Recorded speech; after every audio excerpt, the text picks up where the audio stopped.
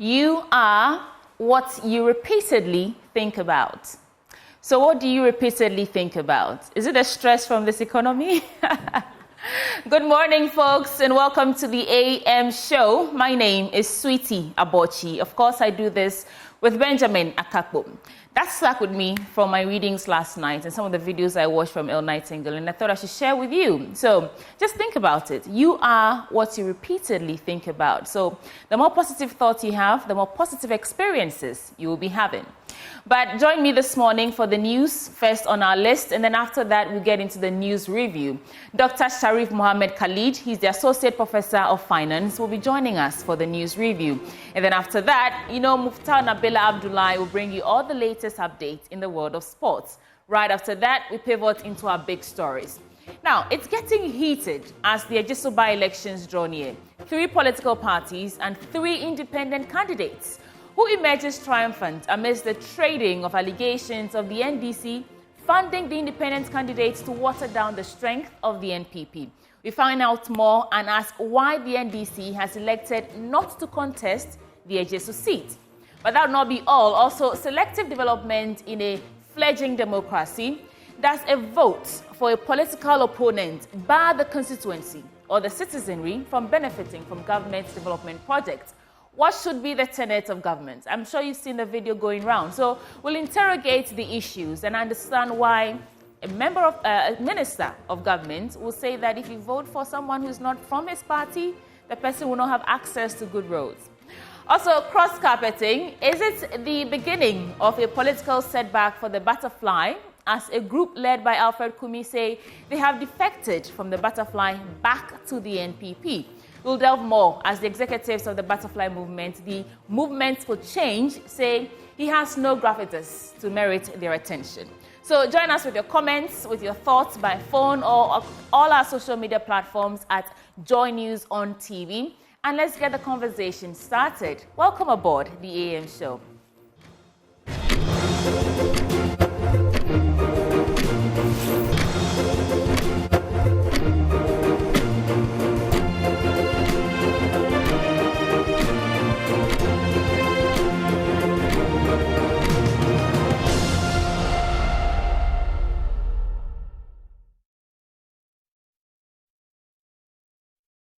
You're live on the Joy News channel for the AM show, and this is the AM News. Details now. Residents of the Upper West region have added their voices, urging government to come out with a timetable to enable them plan their daily activities. Business persons offering secretarial services, students and workers say the frequent and planned power outages are having an effect on their activities. They complained that the power outages have resulted in the gadgets being spoiled and students are unable to study for their exams. Upper West Regional Correspondent Rafik Salam reports from Wa. Power outages and punishing high temperatures, making lives uncomfortable for residents of the Upper West region. For several months, businesses have been suffering as a result of the former, making residents struggle for survival.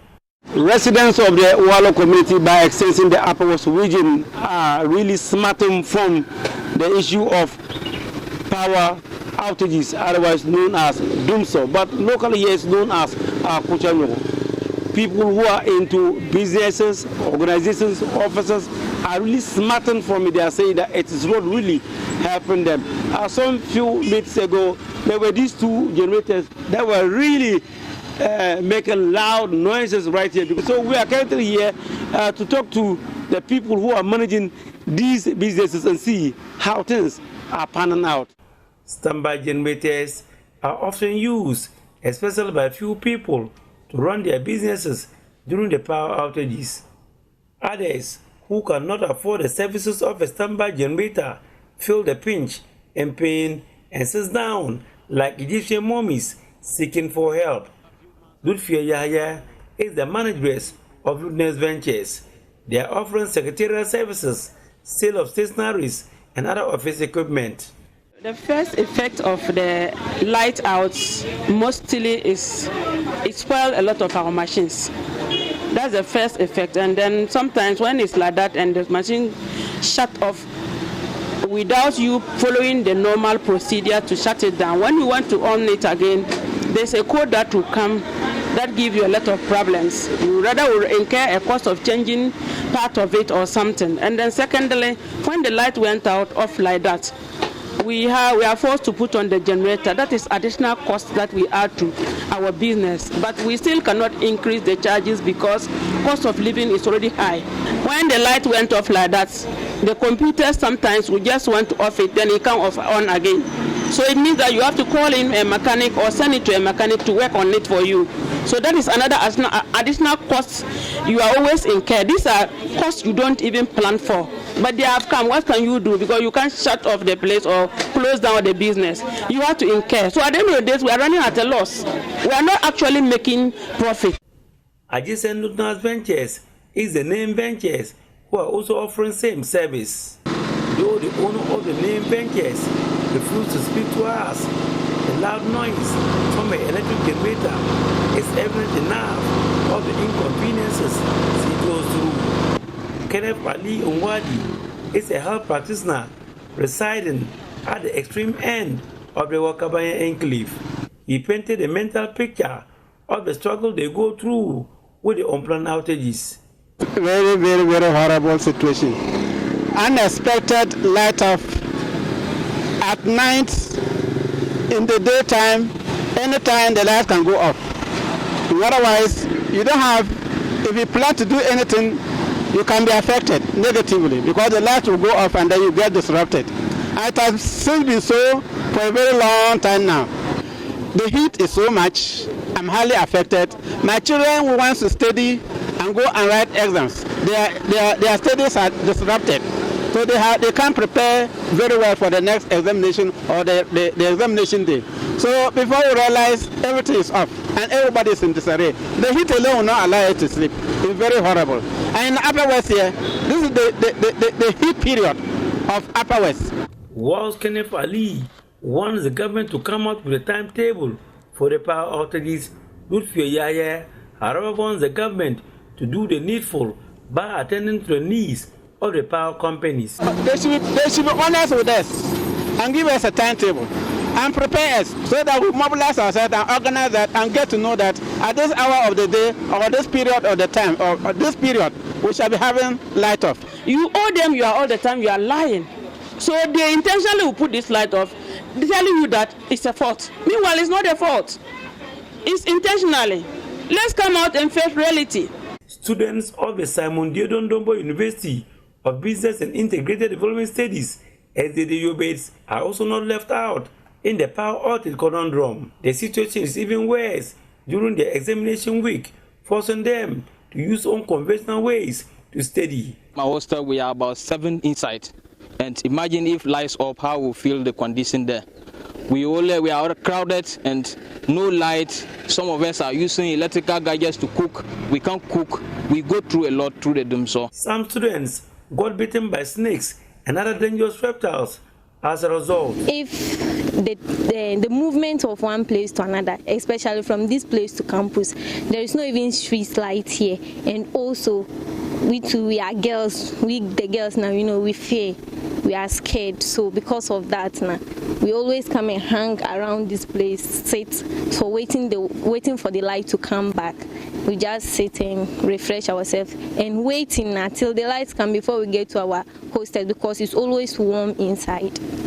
When you start to learn, then the light is out, doom so. You get back inside and then it will come back. So you have to come down again and then go to class. You go to class and then boom, the light is out again. So because of that, people just say, oh, then it's okay, I'm not learning. Let me sleep, let me do this, let me do something else. Let me come out and sit. And now too, because of the weather, the snakes and reptiles are always coming out. So if you don't take care, you can get bitten. The last time one lady got bitten while sitting outside because of doomso. If she was inside, this thing wouldn't have happened. So what the people in the Upper West region are now talking about is that at least they want a timetable so that they can be able to plan their lives. So they are calling on the government to come to their aid, let them have a timetable for these lights out in the Upper West region so that their businesses their children's school studies will not be truncated. Reporting for Joy News, Rafiq Salam. Wow. Right, from the Upper West region, let's now go to the Volta region, where the chiefs of the Asogli state have opposed the proposed renaming of the Ho Technical University to Efremamu Technical University. At a presser in Ho on Monday, the chiefs argued that the decision was taken without due consultation, would hinder the progress of the esteemed institution, which is gradually gaining international recognition. Now, this follows an earlier objection by the Asogli state in 2018 when President Akufo-Addo hinted at renaming the university. There's more in this report. According to the Asogli Traditional Council, the Holland government provided funding for the establishment of a technical institution on an Asogli land. The institution, which was then handed over to the government of Ghana, transitioned from the Ho Technical Institute to Ho Polytechnic and now Ho Technical University. The Asogli chiefs therefore found it irrelevant to rename the institution after a Ghanaian composer and musicologist, Ephraim Amu. The warlord of the Asogli state, Togbe Ajinlakle-Housu XII, addressed a presser in Ho on Monday. Much as the chiefs and people of Asogli state recognize the achievements of Dr. Ephraim Amu and his contributions to the development of the country, especially in the area of music and culture, these achievements and contributions, though laudable, have limited relevance to the academic programs and mission of the Ho Technical University. We do not understand the motive behind the rush to rename the university and cannot see any serious justification for such a move other than for political expediency. We wish to re-echo our total objection to the attempt to rename the university. Our position is that the name of the institute should remain Ho Technical University. This is our position, and we firmly stand by it. Togbe Housu led a delegation to present a petition to the Volta Regional Minister, Dr. Archibald Yaolecha, the Ho Municipal Chief Executive, Divine Borson, and the management of Ho Technical University. The registrar of the Ho Technical University, Dr. Christopher Ameho, who received the petition, however, indicated that the university has not received notice of the proposed change of name of the institution.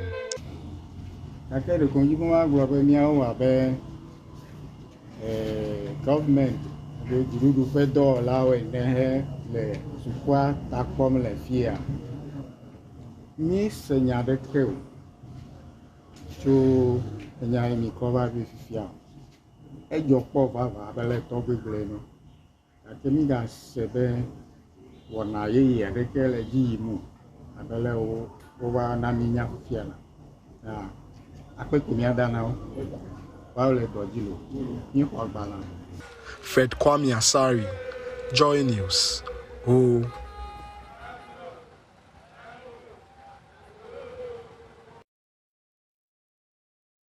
Now, the Member of Parliament for Siaming, Osei Mensa Bonsu, has been explaining why the construction of the 4-tier Siaming interchange project in the Ashanti region has been delayed.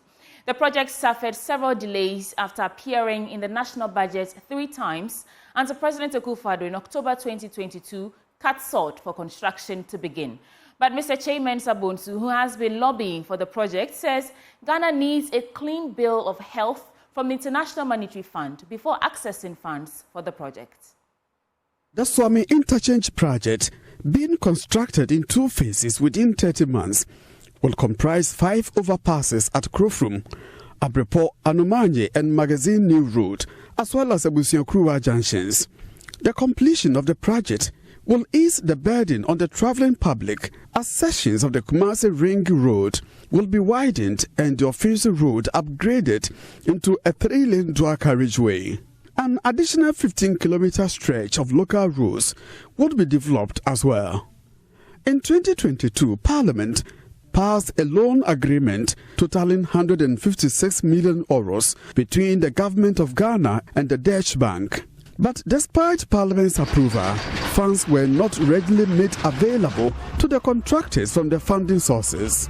MP for Swami, Oseche Mensah-Bonsu, says he's looking forward for the project he lobbied for. He has been explaining why the project has suffered delays despite Parliament approving a loan deal. Maybe the one facility that I've been lobbying for all this while, the Swami interchange, which has not yet materialized. We've started, and then we're hit by the aftermath of the COVID, then our engagement with the IMF, slowing down what ought to have been done. We now need a clean bill of health from the IMF to enable us to be able to assess the facility. It's a bilateral thing that Ghana did. That loan, Parliament has approved of it. Assessing it now has become difficult because of our engagement with the IMF. We hope to God that we'll be able to come out clean pretty soon in order that it will come. So I do know that it will come off.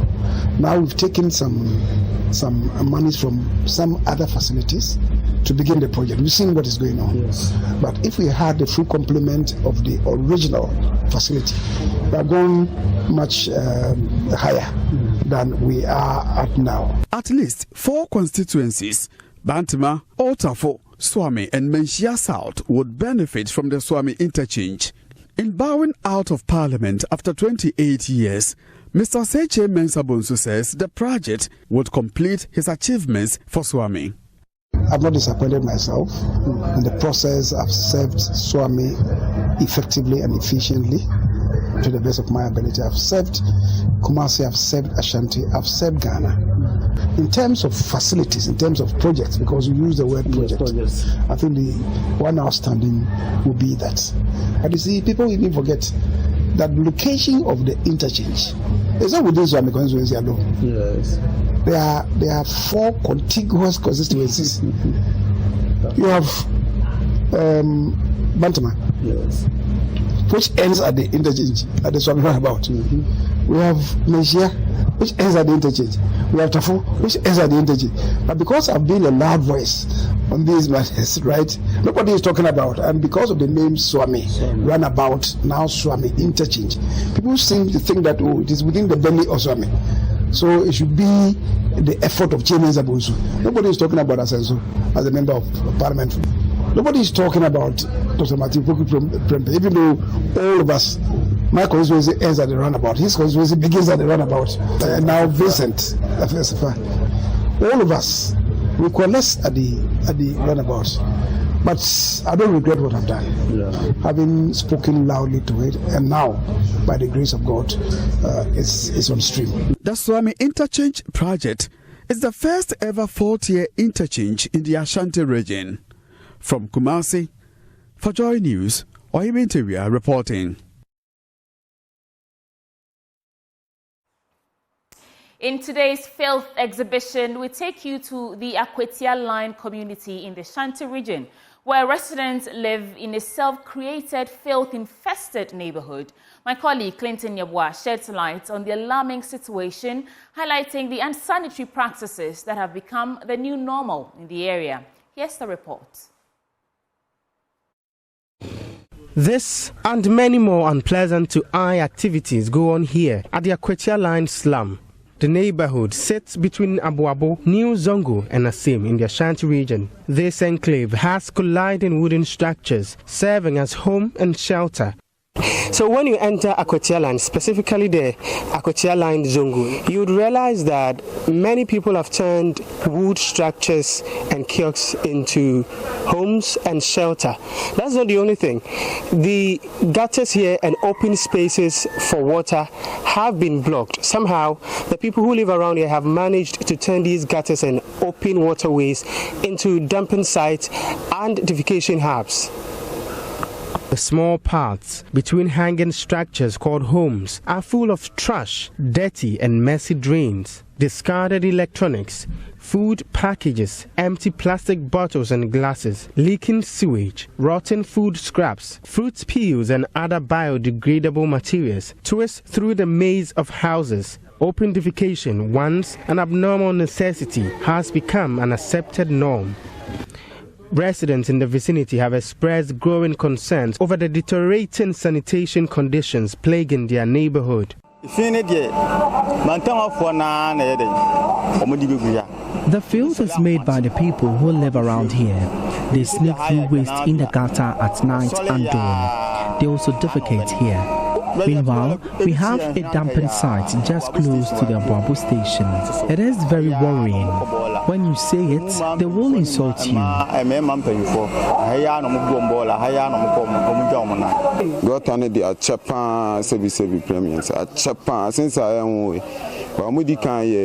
Unity oil, medical, and almost from Bababe.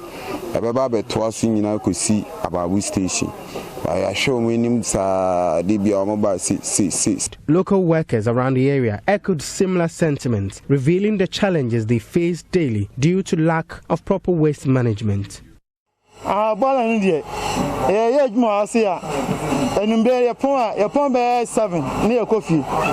Nti yabo kono obansa ngofo kutokoto ase amukọ toilet ewianse ase a omu bie toilet na namunso inu sa. We close at 7 p.m. and even before it's dark you can spot people defecating in plain sight. And when we open the gutter, all the waste run through here. The scrap dealers have also turned here into a dump site for their unwanted waste.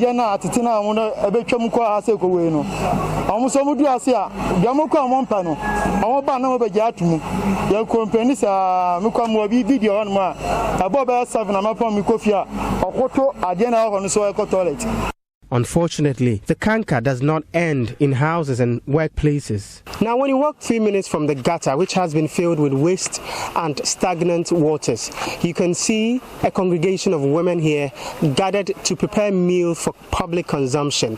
Although most of them have denied interviewed with us, some of them who talked with us are complaining bitterly how this is affecting their business and activities here.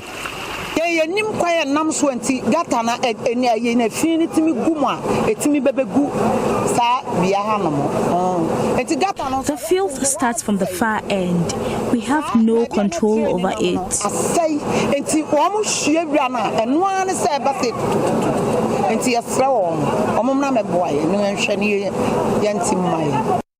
As concerns mount, residents and workers are calling on local authorities to enforce regulations and hold offenders accountable. But the residents seemed unperturbed. They should set up a task force purposely for this to punish perpetrators. The Ashanti Regional Fire Commander, ACFO Henry Fatai Giwa, highlighted the security dangers when the condition remains the same for a long time. Seriously, I don't think when there's any fire outbreak over there, we'll be able to do much. Just because when you look at the materials over there, most of them are highly combustible materials and class A, meaning as soon as the fire starts, it will just spread like that. So you can just imagine, you might even have to lay about 5 or 6 hoses before you can get to the nearest structure. So it is going to be difficult, and you trap a lot of water in the hose. So then that's where you say, oh, we came and we didn't come with water. But these are the challenges. So I also want to crave the indulgence of the assembly and the authorities to also do something about it. While some residents seem unperturbed and indifferent, the Kumasi Metropolitan Assembly Chief Executive Samuel Pine has disclosed the Assembly lost over 30,000 cedis to drench waste from the gutters in the neighborhood every month. He says the Assembly will model the vicinity into its urban development policies to deal with the waste conditions of the area. We've been battling with waste management at that area, especially to the Varrick end. Every month that you go to do cleaning, it costs the Assembly more than 30,000 Ghana cedis to do that. We did that on a monthly basis, and it's just a hell on our finances, especially when there's a fire outbreak, there's a potential area for criminals to be hiding. The health implications to people who are preparing food from that area that they sell to the public, and the cost of bringing about diseases and health issues to the municipality and beyond was immense, and therefore we decided to go there as the Regional Security Council today to assess the situation. This is going to inform us on how to deal with the sanitation situation there, also deal with the security implications and the health implications, definitely how to model that and work it out into our urban development policies, especially of the assemblies and possibly to the national government, so that when we are planning for slums, we know how to go about it. Reporting for Joy News, my name is Clinton Yeboah. Now, for our final story in this bulletin, the wife of the Vice President, Samira Bawumia, has lauded the Carnival of Perby Cups, organizers of the Inter-School Reading Quiz, for igniting the passion for reading among Ghanaians. She made this statement in a speech read on her behalf at the closing ceremony of the UNESCO's Accra World Book Capital 2023. Joy Prime's Emmanuel Jivenu has more in this report. The term carnival is inspired by the Ga word cani, meaning read, and the English word carnival.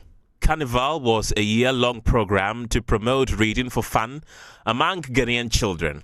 The initiative saw digital libraries set up in both public and private basic schools. This helped cultivate the value of reading among pupils while making materials readily accessible to them. In a speech read on her behalf, the wife of the Vice President, Samira Bawumia, applauded the initiative for transforming young minds into reading enthusiasts.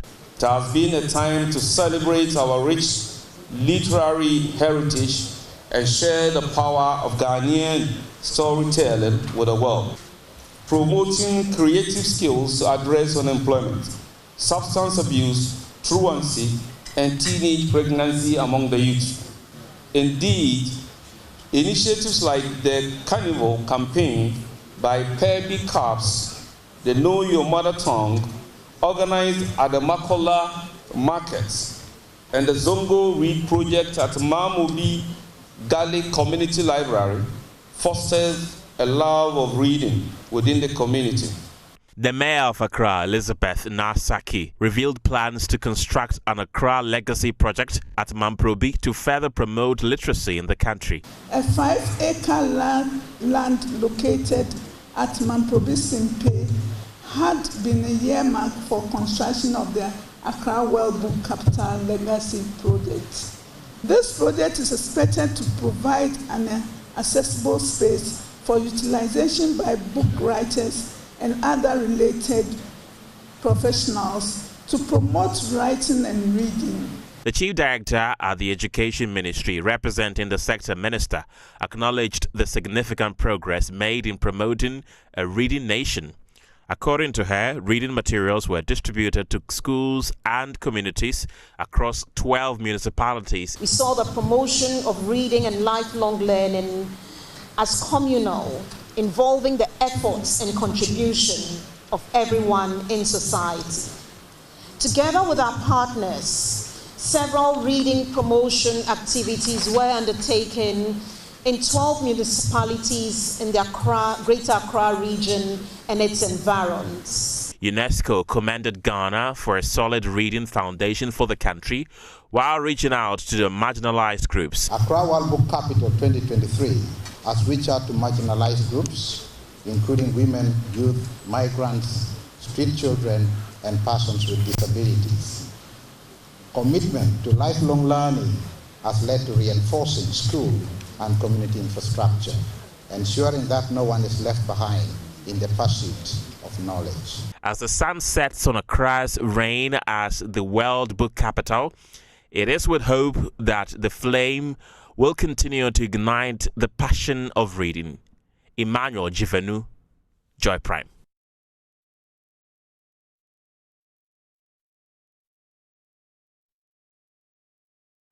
Well, that ends it for the AM News on the AM show. Now, the conversations begin. Stick with us, starting with a news review.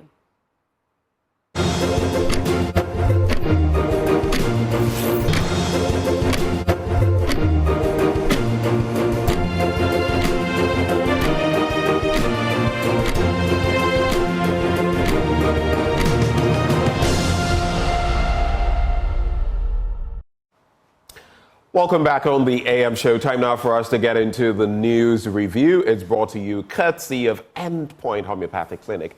And as always, they're offering you, if you're a man, prostate screening for free. If you're a woman, fertility screening for free. You can reach them at any of their branches. Let's start from right here in Accra. They can be found at Spintex, opposite the Shell signboard. Then there's Kumasi Kronoma here, behind the Angel Educational Complex. There's Takrady Energy State, Tema Community 22, Tichiman Hanswa, and the Siama and Zemal. Their call lines 0244 867 068 or 0274 234 321. Endpoint Homeopathic Clinic, the end to chronic disease. Well, ladies and gentlemen, I give you Sweetie Abochi and our main guest for the morning, Dr. Sharif Khalid. He is Associate Professor of Accounting and Finance. He joins the conversation this morning. Well, here we are. Before we get into it, how's the Doom So? Doom I asked you So how close treating you you. were to tears yesterday. This close. Because this yesterday close. I cried. Listen, I have this tiny electric fan. What type of crying? Is it the mama or the... I mean, I was like, I heaved a sigh of relief and then I just like shed a tear or two. Because I got home to no lights. I thought, yeah, same here. Please help me. Power was out. So this is the only thing I could find in my closet that didn't need pressing. And when the electric fan finally gave up on me, I thought, God, I could. Is it the rechargeable, the rechargeable type? The rechargeable. You felt you were safe, eh? This still seems a very middle class conversation. Oh my goodness, Benjamin, Right. we need solar panels and. Charlie, this morning has been rough for me. I mean, it's just. Anyway, it is what it is. It is what it is. Well, I am, but I don't want to say anything. What can I say? Right, because it's very erratic. You can't plan. Right, sometimes you have lights out. You get to the office and there's lights out. So what do? You just spend your day in a coffee shop or a restaurant where you're not really very. So I'm really wondering how businesses are going to be faring, because if all of us are trooping to the coffee shops and the restaurants, what it means is that they are running gensets. Yeah. And before you realize, they'll start shifting the cost of running their gensets onto consumers. And you could see petrol is also going up, diesel is going up. So it looks like from both ends of the energy divide, it's trouble. You see, that's the trend now, eh? Yeah. I know people who, once the light is, people, here's the routine. Mm-hmm. The person calls home. That is for those who have people at home, or a neighbor. Is there light? No light. Charlie, they'll roam in town now. When I'm driving home, there's a junction I get to. When I see there's lights out there, then I just make a U-turn. I can tell from the traffic light. Yeah. When I get to the traffic light, or I get to a certain neighborhood, depending on, and then I know that, this one. But you see, interestingly, I mean, it's the annoying bit in all of this is you have certain suburban areas within Accra where allegedly big men live around, and I understand Doomsday is not as heavy as it should be over there. I don't know how true this is, but I think it is true. It is true. In some of these neighborhoods, it's not so, not, and you see, it's also about, and that's why sometimes I feel it's targeted.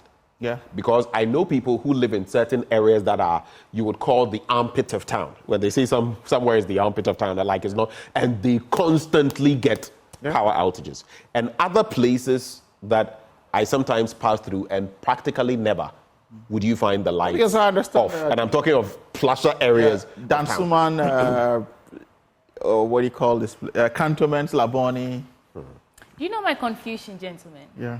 If, from what we are gathering are the facts, Gridco is the one turning off some installations to prevent the grid from tripping.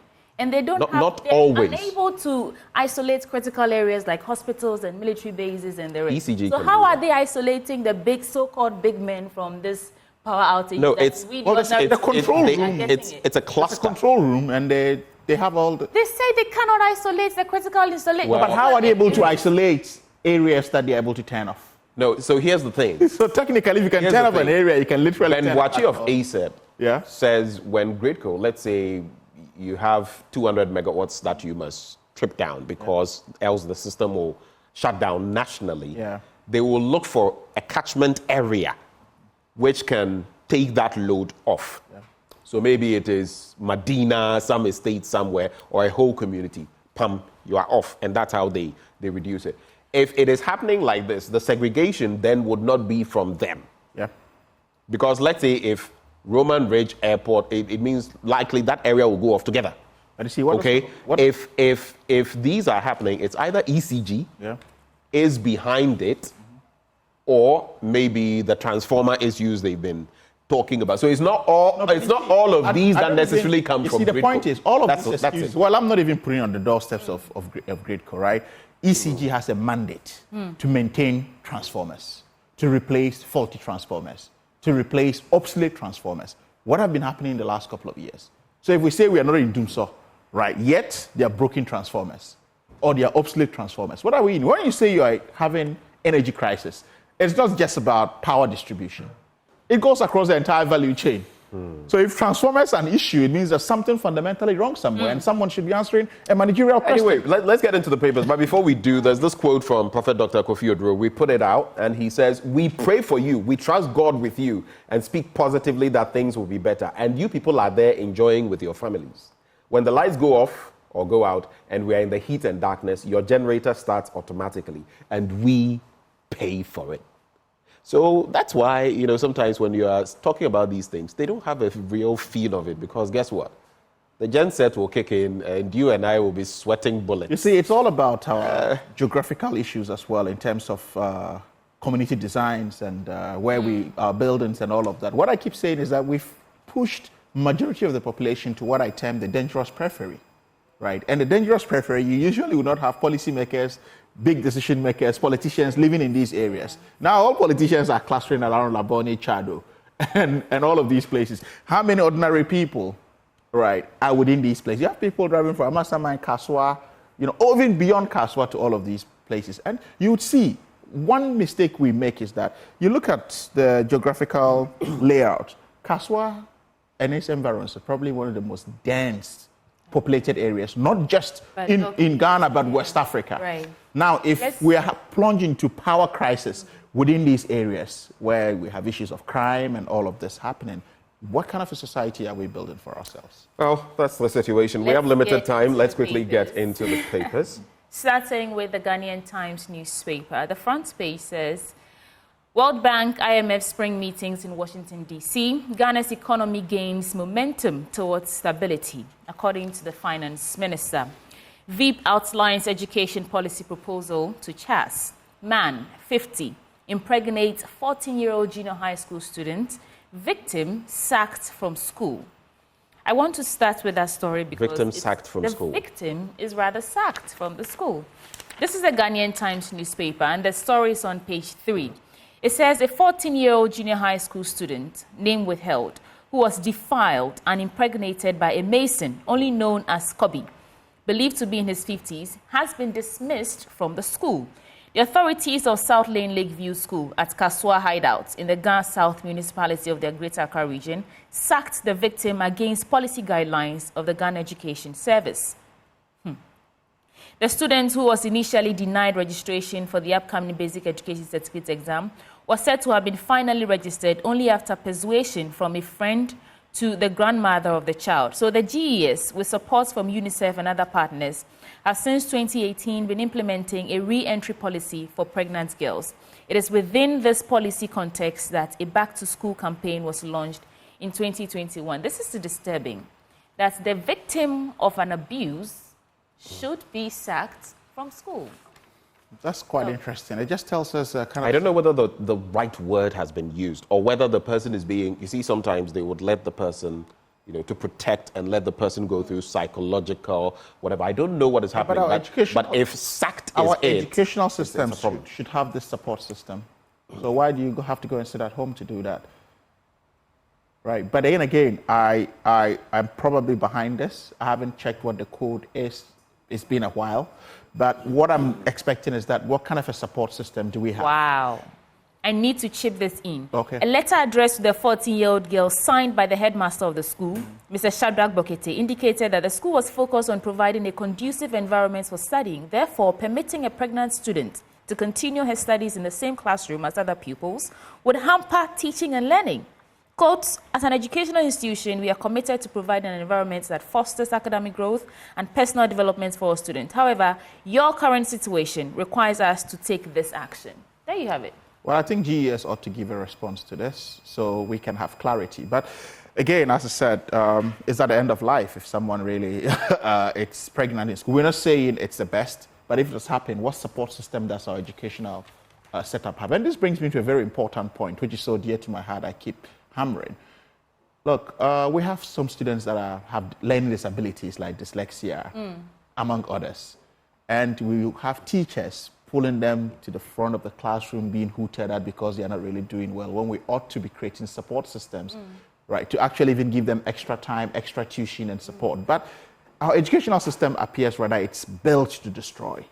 So you can imagine the number of students with learning disabilities that have not been diagnosed that we treat this way compared to a situation like this. So I think that yes, GES ought to speak to this. And also some of the unions as well ought to be speaking to this, because I really find it difficult. Is it a case of suspending her or maybe truncating her education such that when she put to birth and she's probably strong enough to return to the classroom, she comes back to continue her education? But being pregnant at 14 should not end someone's educational... I just have to add this very briefly. We have it completely wrong when it comes to rape and dealing with it in this country, because someone gets raped, for example, sexually assaulted, and most of them would not even go to the hospital. You know why? Because now to get those forms and get the medical test run, you go to certain places, what ordinarily should be free, and now you're expected to pay and all of that for the swabs and everything. And some people can't get it, so they can't get evidence early enough. I mean, the whole system is chaotic. It's problematic. Now, the former PPA boss has been granted 4 million Ghana cedi bail. 3 in court for allegedly robbing victim of phone. I'm just doing the headlines, and then if you want to react to any of the stories quickly, we'll get into it before we move on to other papers. EC clears 6 to contest Ejisu By-Election by April 30. Ghana's economy gains momentum towards stability, according to Finance Minister. That's an interesting one. We saw our very own... Work begins at Amensie West Road project. Minister hands over 70 units at J.A. Kufo Housing Estate to GIS. Doc, any of these stories you want to react to before we move on to other papers?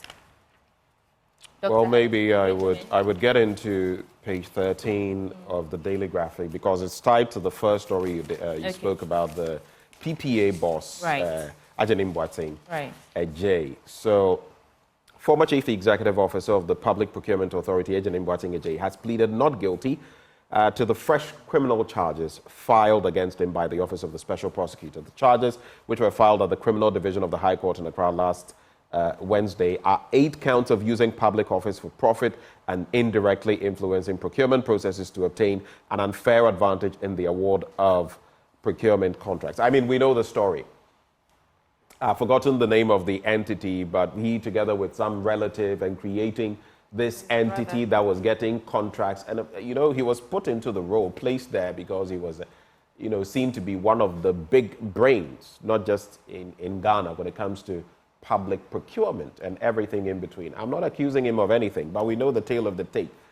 His accounts, bank accounts before taking office and after taking office, and the millions that were found, and the investigations and everything, and why this shadow company was getting so many contracts. The facts accompanying the charges are that by a letter signed by his secretary, President Akufo-Addo referred allegations of corruption against Ajay to the OSP. The referral was on the back of and based on an audio-visual documentary titled Contracts for Sale. That is when this came up. And until now, it is what it is. Well, but I mean, interesting. You know, the fight against corruption has really done well. You know that. There's such a forceful, rigorous, vigorous, boisterous, buoyant fight against corruption. Has it been? Well, the point is, I mean, let's compare. Talk of irony and sarcasm. I know. Like, let's talk of the comparison to these cases, right? It looks like probably he's not in the good books of the Flagstaff House or possibly the. No, this is not even now. No, it has to do with earlier. I'm even comparing the case to Cecilia Dapa's case, how it's been handled, right? And they are like diametrically opposed. The one whose integrity was seen to be. Yeah, to be. And you saw how the president fought tooth and nail to protect her, and she's still being protected. And for me, again, all of what this has done is it has desecrated an independent created office such as the Office of the Special Prosecutor and demystified it, right, and taking off the strong powers it ought to have had. When I saw the Special Prosecutor in near tears before national TV on the Dapa case, was quite worrying because in other jurisdictions, when you have special prosecutors, what it means is that you have extra powers to do what you have to do. And when they stand before podiums, right, they drop indictments. Whether the ombudsman or special prosecutor, they whatever name you want to give it. Yes. And this is the second time this has happened. They drop indictments. And we have hours before us in near tears, helpless. And this is the second time. Martin Amidu got to this point and left. Yeah. So Martin Amidu has been vindicated in all of this. Right. I mean, and we all know also Kisi Ejabin, very astute lawyer. So we all have big expectations. But has the presidency been supportive of his office? That's an interesting one. We tend to see green, powerful letters fly in the play all over the place, other than the right to be done. So, and sometimes embarrassing, like when you travel abroad and they mention some of these cases. Oh, are you from the country where the minister put millions under her bed? And how do you defend? Oh boy. Yeah, you hear all of these. The minister did. Millions of dollars under her bed and. Yeah. You hear all of these issues. It's totally unheard of, right? Right. More so when you're under an IMF program, where going after similar amounts or close to that, when you could see all of these things. But do you see how quickly they serve justice to this man who crashed the train? Yeah, I raised it on one of your sister on City that I did because I was like, why the rush? Like it didn't add up. It's bad, Benjamin. And it goes to feed into the conspiracy theory that maybe this was planned. Whatsoever. So you're really wondering, but I ask myself, was the vehicle even insured? Is the train insured? So are the repairs going to be done via insurance? We don't know all of these questions, You're even asking yourself whether we have to bring some Poles from Poland to come and fix it. Oh yeah, it's a valid question. No, it is. In Ghana, it's a valid question. And another fundamental question I ask myself is the regulatory authority. No, I'm only saying that we have to look into it because for all you know, authority, Railway Development Authority. I'm wondering, what expertise they have in this regard, what statement they've issued to assure the public, because you realize that most of us are stuck to our vehicular traffic issues, and even trying to convince people to get on trains, safety issues are a concern. So if you're having a test run, and this has just happened, it deters people from, That test run umpuni, and you get me there. Test running, and if the pace of the train is anything to go and you by. ask your question, communication and surveillance, what happens in this regard? So what it simply tells us is that our rail system really needs to be looked at. Let's get into some other stories very quickly. Do that. So. North records high free SHS enrollment. Education Minister says so. The way we are so enamored with, the numbers are shooting up. We are, I'll not use that word. Let me keep my thoughts to myself. CITA gives government May 31 to implement NLC awards. And then financing electricity, water extension, consumers can claim a refund. That's according to the PURC. So let me do this one, then I'll just touch and go on those stories and we can call it a wrap. Utility consumers in the country who are able to finance the development or extension of service to their properties are now entitled to a refund of their investment. For instance, property owners who buy a pole or more to extend electricity to their facilities can claim a refund for the expenses. This followed the introduction of a new regulatory requirement by the Public Utilities Regulatory Commission called the Capital Contribution Guidelines, or the CCG, document. Now, the document, which is to operationalize the legislative instrument 1816, otherwise known as Electricity Supply and Distribution, that is Technical and Operational Rules 2005, was designed to offer customers a refund of up to 60% of their contribution in the form of cash or materials towards extension of service. But is that what we've seen? So if this is going to happen now, well, we thank God for that. And Dr. Ishmael Aka, Executive Secretary of the PRC, pictured there. Doc Twaso. Then let me go to page 13, and then I'll cap it off. Page 13, the story there. The College of Education Teachers Association of Ghana has expressed its frustration over the government's non-compliance with the National Labour Commission's compulsory arbitration awards to members of the association and has issued a 1-month ultimatum for its implementation. It warned that if the outstanding awards were not fully implemented by May 31, 2024, CTAG members would take matters into their own hands. And one, Mr. Obinghima, said that, and he is president of CTAG, said CTAG embarked on an indefinite strike in August 2023, which was later called off due to the intervention of the NLC. However, the employer's failure to comply with the awards has led to a deepening of the crisis, and so they want what they feel they deserve. And the final bit, well, I've mentioned it. North records high free SHS enrollments. Maybe I should just give some. The 5 regions of the North have embraced the free senior high school program than anywhere else in the country, the Minister of Education, Dr. Yawase Educhum, has said. For instance, he said, out of every 100 students who qualified for SHS in the Northern region, 95 of them enrolled in the schools, adding that the figure was one of the highest in the world. But I don't get. But why are you guys not clapping? No, but I one of the highest in the world. I don't get this one. You come on, let's clap. Let's clap for the. Benjamin. I'll indulge you. Let's do it for the. They are making great strides. I'll not join in this deception. No, but the point is, look, can we start having decoupling this? Hey, right. When you say higher rates of enrollment in free SHS, is a higher rate of enrollment in secondary education or free SHS? I don't get it. It's free SHS. No, everything must be at that level must be tied to it's a program. Yes, it is. No, come on. Can we please let's give some life to the program.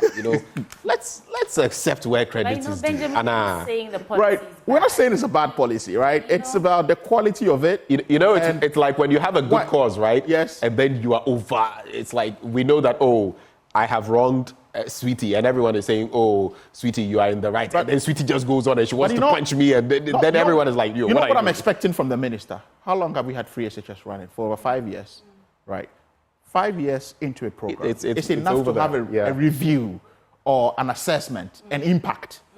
We should be having that report rather than telling us that you've had the enrollment that's the largest in the world, right? Back in the day, if you went up north, education was a big of a struggle because there were fewer schools. Right, so more schools have been put in the last couple of years, right? So whatever you expect is that you would have more enrollment in secondary education, right? Or at that level, or in high school education. So is it a case of high school education or enrollment of free SHS? That's the fundamental question we should ask. In any case, in the last 5 years, what has been the improvement in the literacy and numeracy skills, right? We've been talking about PISA rankings and all of that. How are we getting closer to all of these issues? This should be the fundamental debate around free SHS, not just enrollment. And they should learn to decouple between, enrolling in high school education or whether it is actually for free SHS. What assessment has been done to say, okay, well, it's because it's free education or because it's free SHS, that's why we're having this enrollment. And if you have a minister who is like the highest policy-making persona in this regard, start to speak this way, then you would appreciate what information is going to be cascaded down the educational value chain and how we're all going to feed into it. Then at the end of the day, you'd realize that. You see, Benjamin, when we talk about all of these issues of, I was just having this a few friends of mine from Holy Child and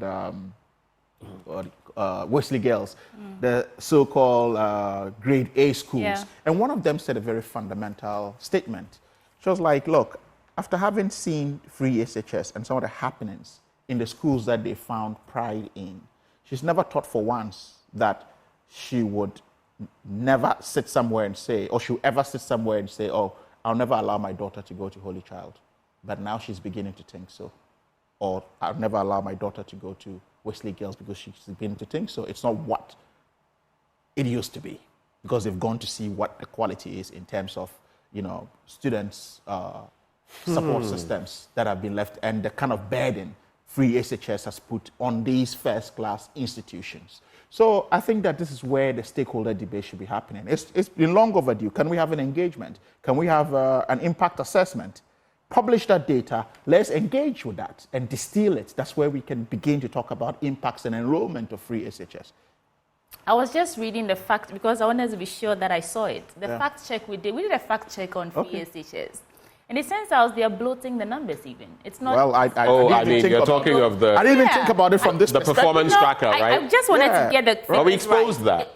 We exposed that. So, instead of they're saying that, quote, today some 5.7 million children who are our own children, brothers and sisters, have benefited from the program. But the difference in the numbers has raised suspicion regarding the actual number of beneficiaries under the free SHS program. And some 503,000 difference. So they're bloating the figure by 503,000. But sweetie, my point also here is this. And you say that is the highest in the world, and so we should clap. The highest in the world, by what comparison? My minister shouldn't be speaking this way. But what is he comparing it to? And you look at these things. It'll be interesting to know where Edichum's kids are, whether they are within free SHS system or within... you don't even have to think about it. But I mean, you can't even speculate. Yeah, so again, the question of access, you even look at internationally, how we fit into the international educational system. Right, even now, these days, again, I stand corrected. I understand that the West African examination, not WAEC, I think WASI, they write different kinds of exams because, like, I think some countries, I don't know if it's Nigeria or other countries would have questions or standards different to what we will be having. So I don't know where this segregation is coming from. Again, this is something we have to look at.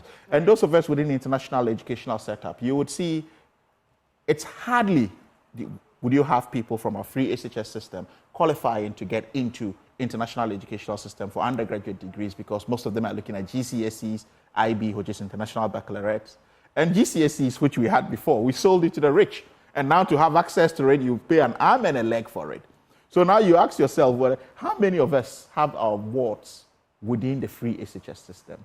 Right, bar those in supposed A-class list schools like Presec, maybe Opoku-Ware and the likes of that. You have other people just putting their kids in the likes GIS, Lincoln, and I'm not saying if you can afford it, why not? But again, you'd realize that there's something fundamental happening. We're talking about free SHS, DUMSO, and all of this. There were times in this country when you say when the roads are bad, you buy a 4WD. When the lights are bad, you get a genset. Right, when the tap is not running, you get a polytank. We've reached a stage now where none of these mean anything to us. Well, we do have to go. We have to go now.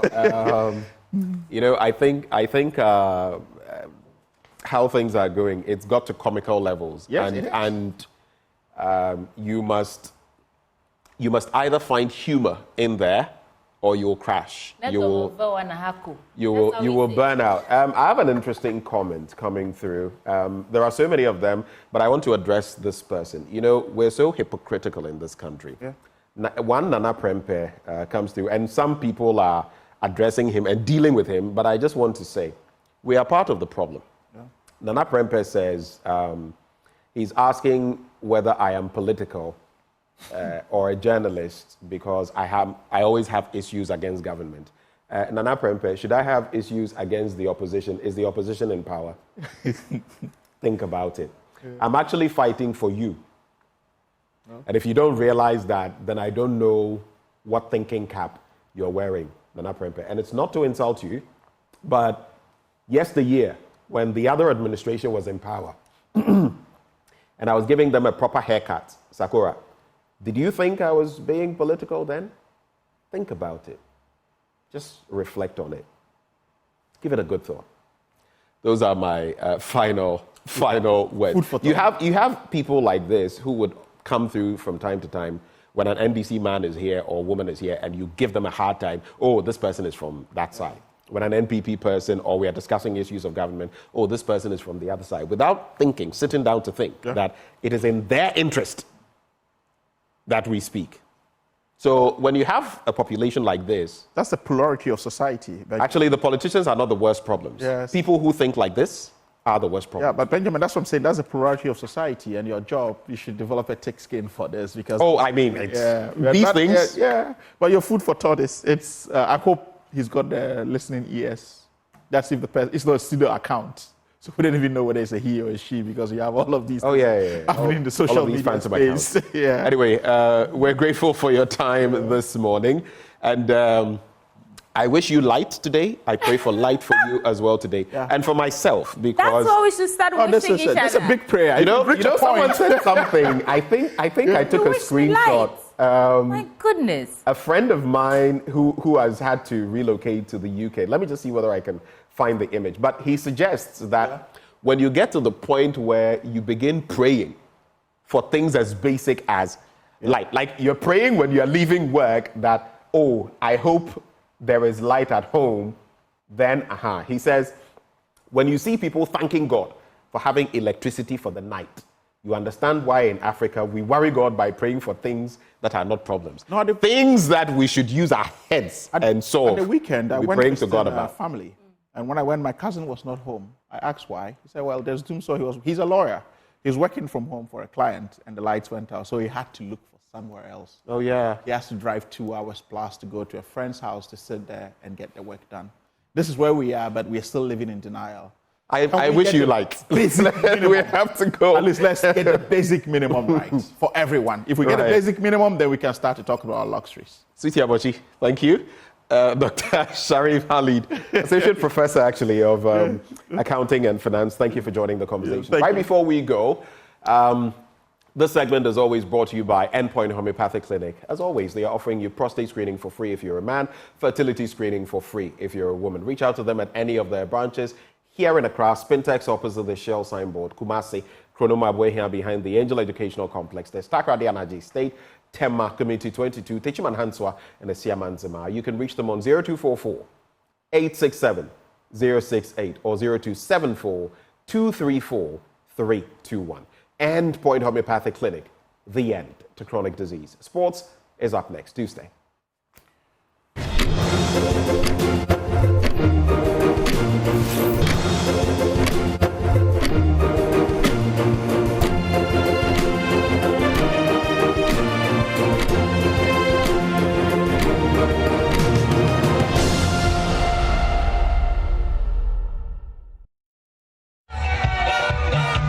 Aside from the former MP, Kwabena Osu Adiomi, the NPP's Kwabena Boateng has to beat 4 others for the party to retain its seat. Estelle Say of the CPP, LPG's Beatrice Boache and Joseph Atakra as independent candidates.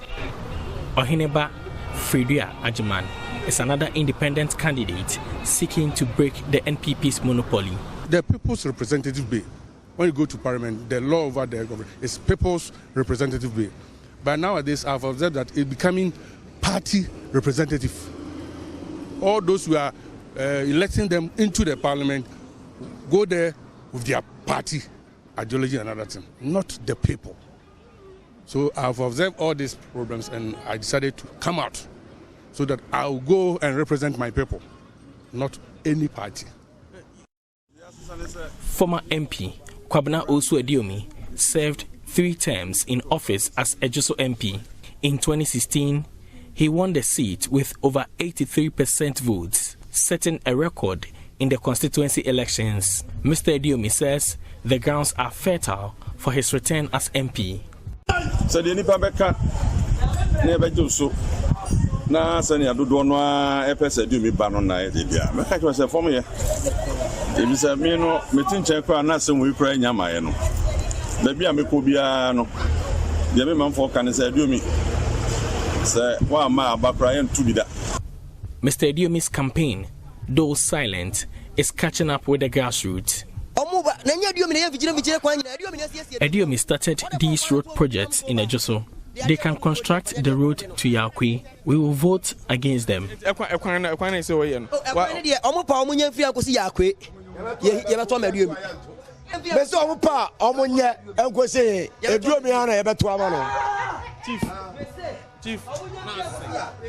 the American say, Adiomi, During Adiomi's term, NDC was in power, but he did his part to help us.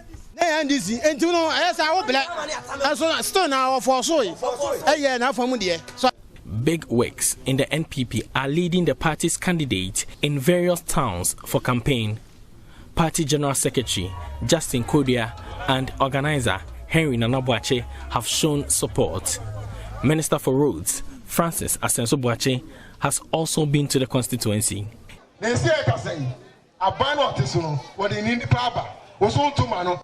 As we speak, government has a candidate on the ground. If you vote an independent candidate, how does he come to me to lobby for roads? That's another party, MP. Now, Parliament, lobby for roads. What to me? Ain't happening. The NPP candidate, Kwabena Boateng, is already making promises in his campaign.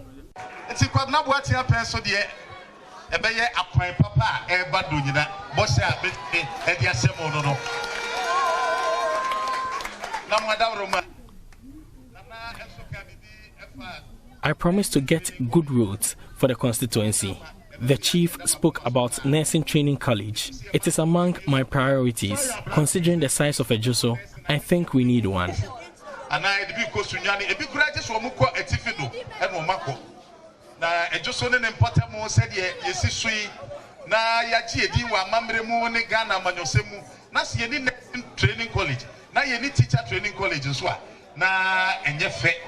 Though the NDC has refused to participate in the election, the NPP will have to fight an enemy from its fold to retain the seat.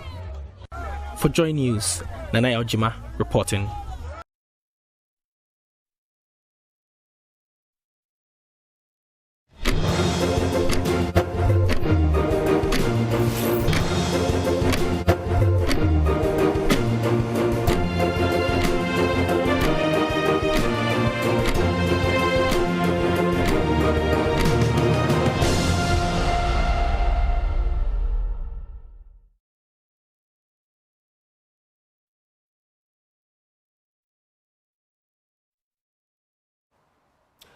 Welcome back on the AM show. Time now for us to get into our big stories, and we're going full steam into that by-election come April the 30th.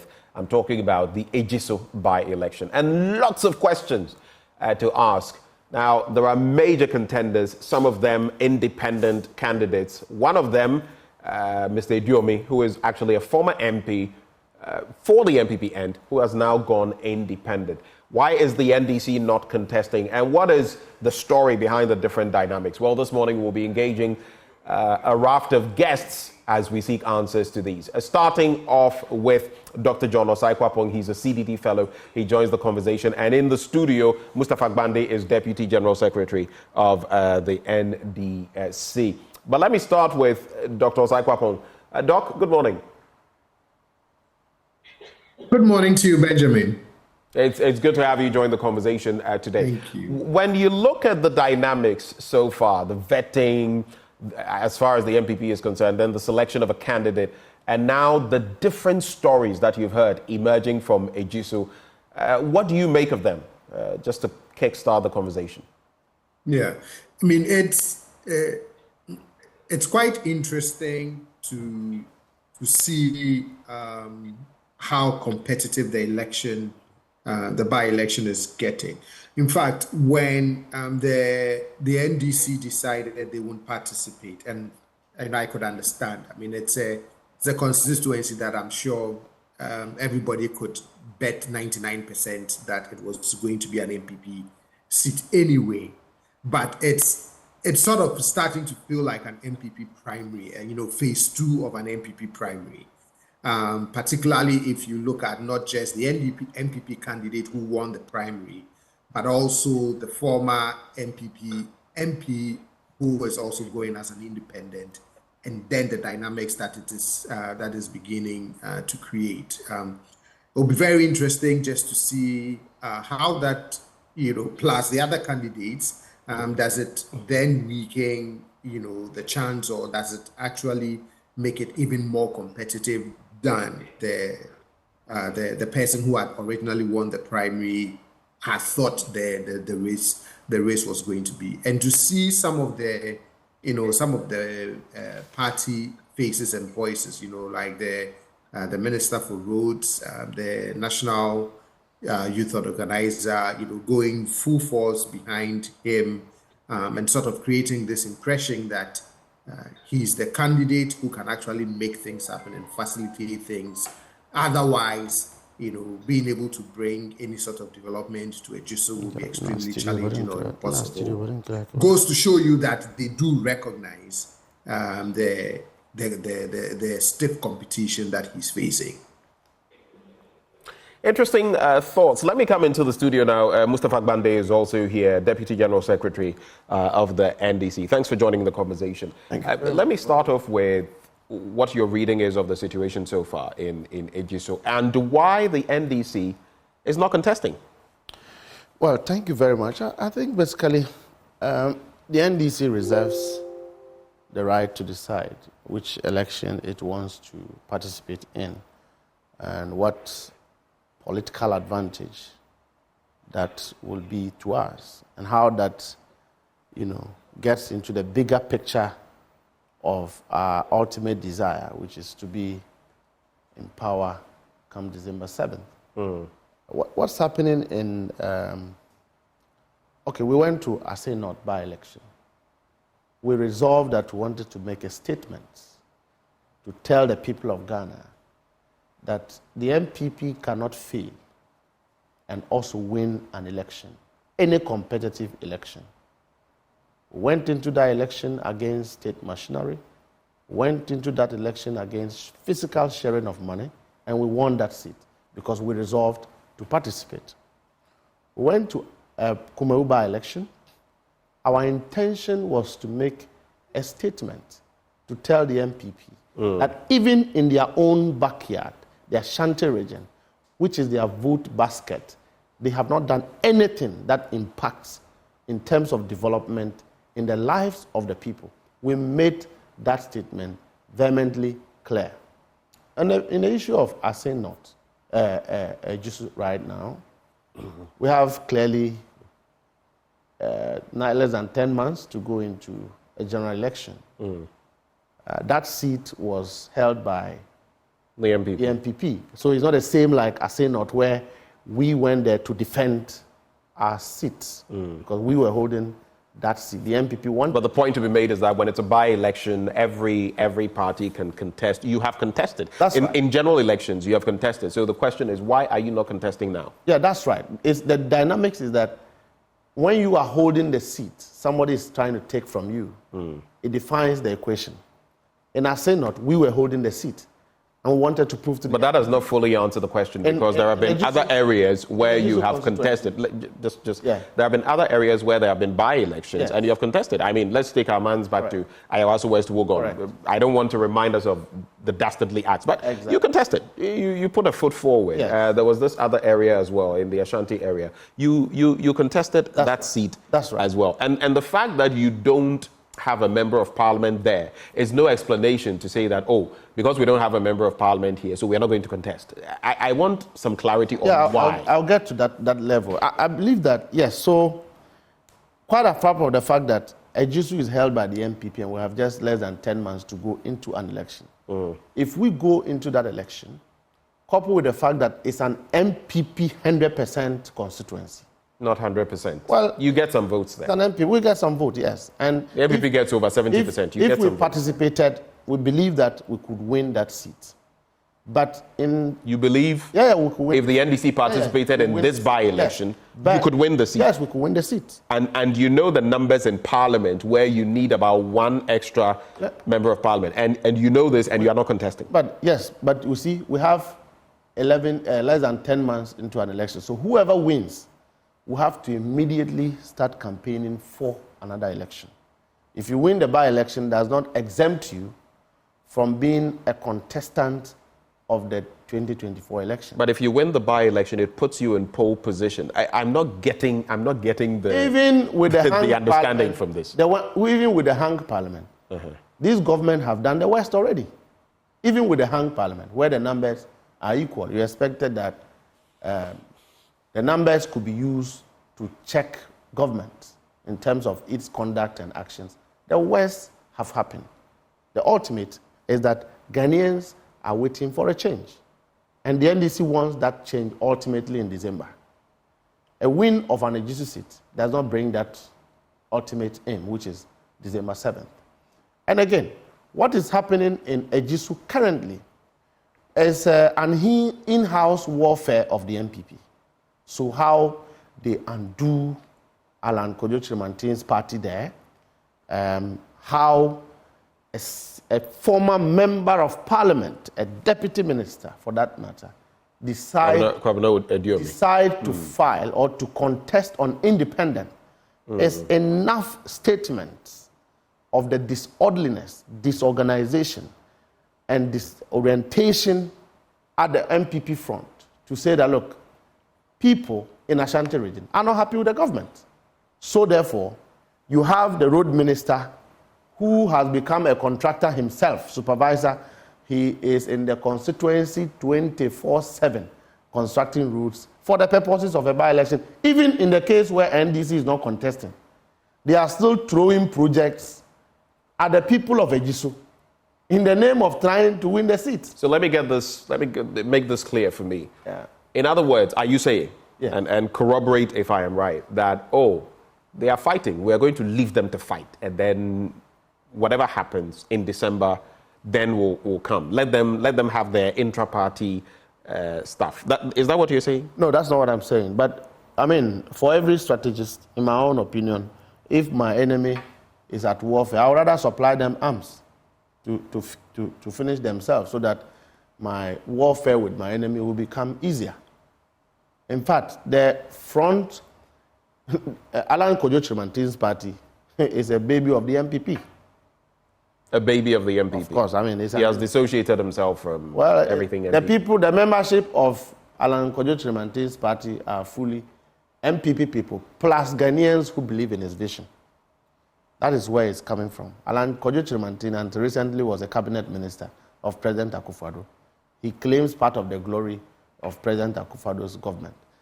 The independent candidate, who is a former member of parliament, is a blooded NPP person, a former minister, a former sitting member of parliament, who is now desirous of running on independence, he's campaigning against his own political party. So it means that there's a lot in that constituency as far as the NPP itself is concerned. When you look at even the suspected or alleged circumstances surrounding the death of John Kuma, how it arrived, how the party handled it, government's own attitude. How did the party handle it? Well, and I hope you're not going to... We are not going to go there because of... talk about allegations of because we have an autopsy report and details in there. I don't want any, any of such... I wouldn't even go there because... Conjecturing. In the first place, it's highly condemnable that a sitting deputy minister of finance dies. And you have the same political party, his own government's party members, making all sort of statements about it in public. The NDC didn't say this. The NDC didn't say anything. We rather felt that John Kuma was part of the generation of the young people coming up. Very brilliant. God has elevated him through President Akufo-Addo. It was good. The NPP, at some point, even his name popped up as a possible candidature of running mates in the NPP. And so his death sent some level of sadness that why should a young man die suddenly like that? But you have people within the NPP coming to radio stations to make all sorts of statements. Then subsequently, NPP hierarchy itself, led by the chief of staff, who is a citizen of Ashanti Region, and then their campaign chairman, the Honorable Danbotwe, leading a delegation to Ashanti Region to call those individuals into a meeting to try and settle peace. What are you smoking? What peace pipe are you trying to smoke? Members of your party who have misbehaved, discussing the death of a deputy minister in public.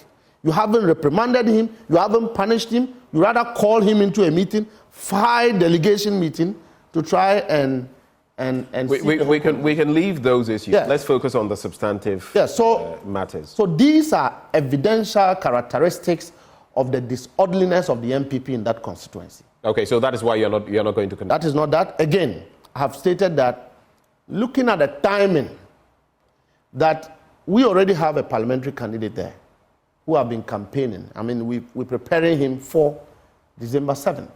And then this unfortunate truncation of John Kuma's reign happened. So if he goes and he wins, within 7 months, immediately he wins, he has to start another campaign, logistics. Why don't we wait and win in the next 8 months? All right, thank you for those points. Let me come to Dr. John Osai Kwapong and just find out from him as well. So here we are. We have a very interesting story. You have Kwabena Boateng, who has won on behalf of the NPP. He won that primary. Then you have a former member of parliament for Ejisu, who also has been cleared by the Electoral Commission. He's a former deputy minister for roads and highways. And that's of course, I'm talking about Kwabena Owusu Eduomi. And he also says he is actually going to contest. He's going independent. Some feel he's going to claw a lot of votes from the NPP. Those are signals that have come to the fore.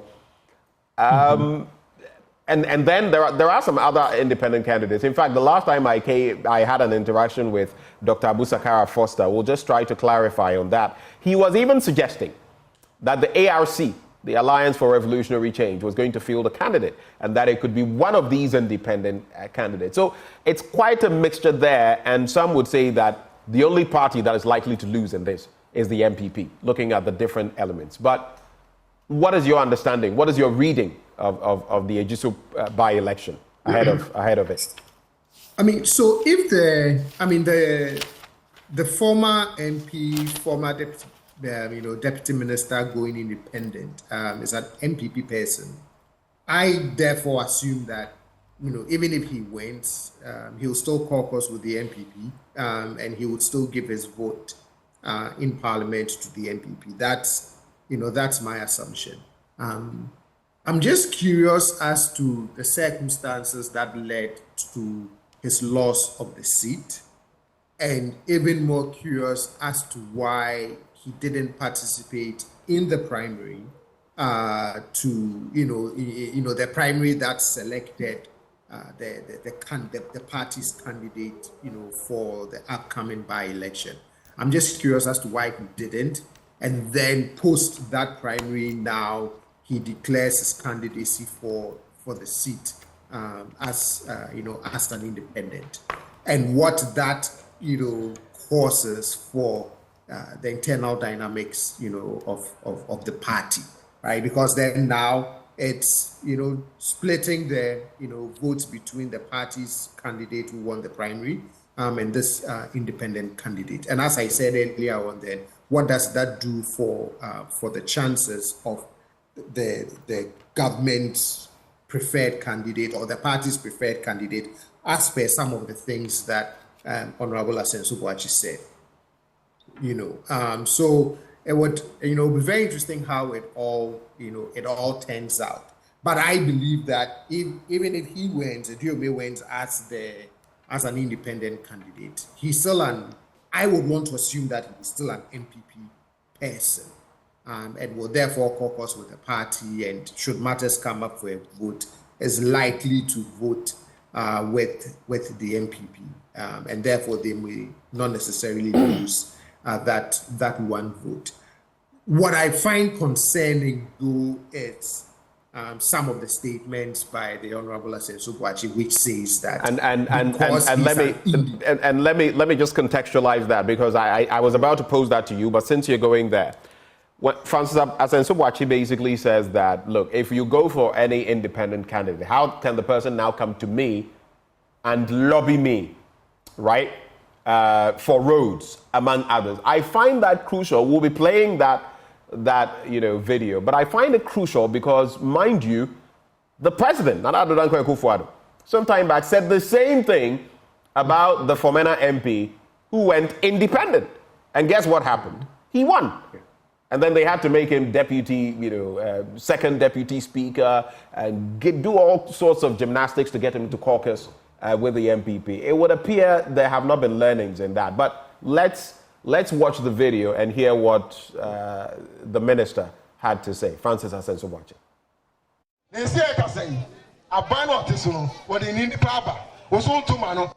As we speak, government has a candidate on the ground.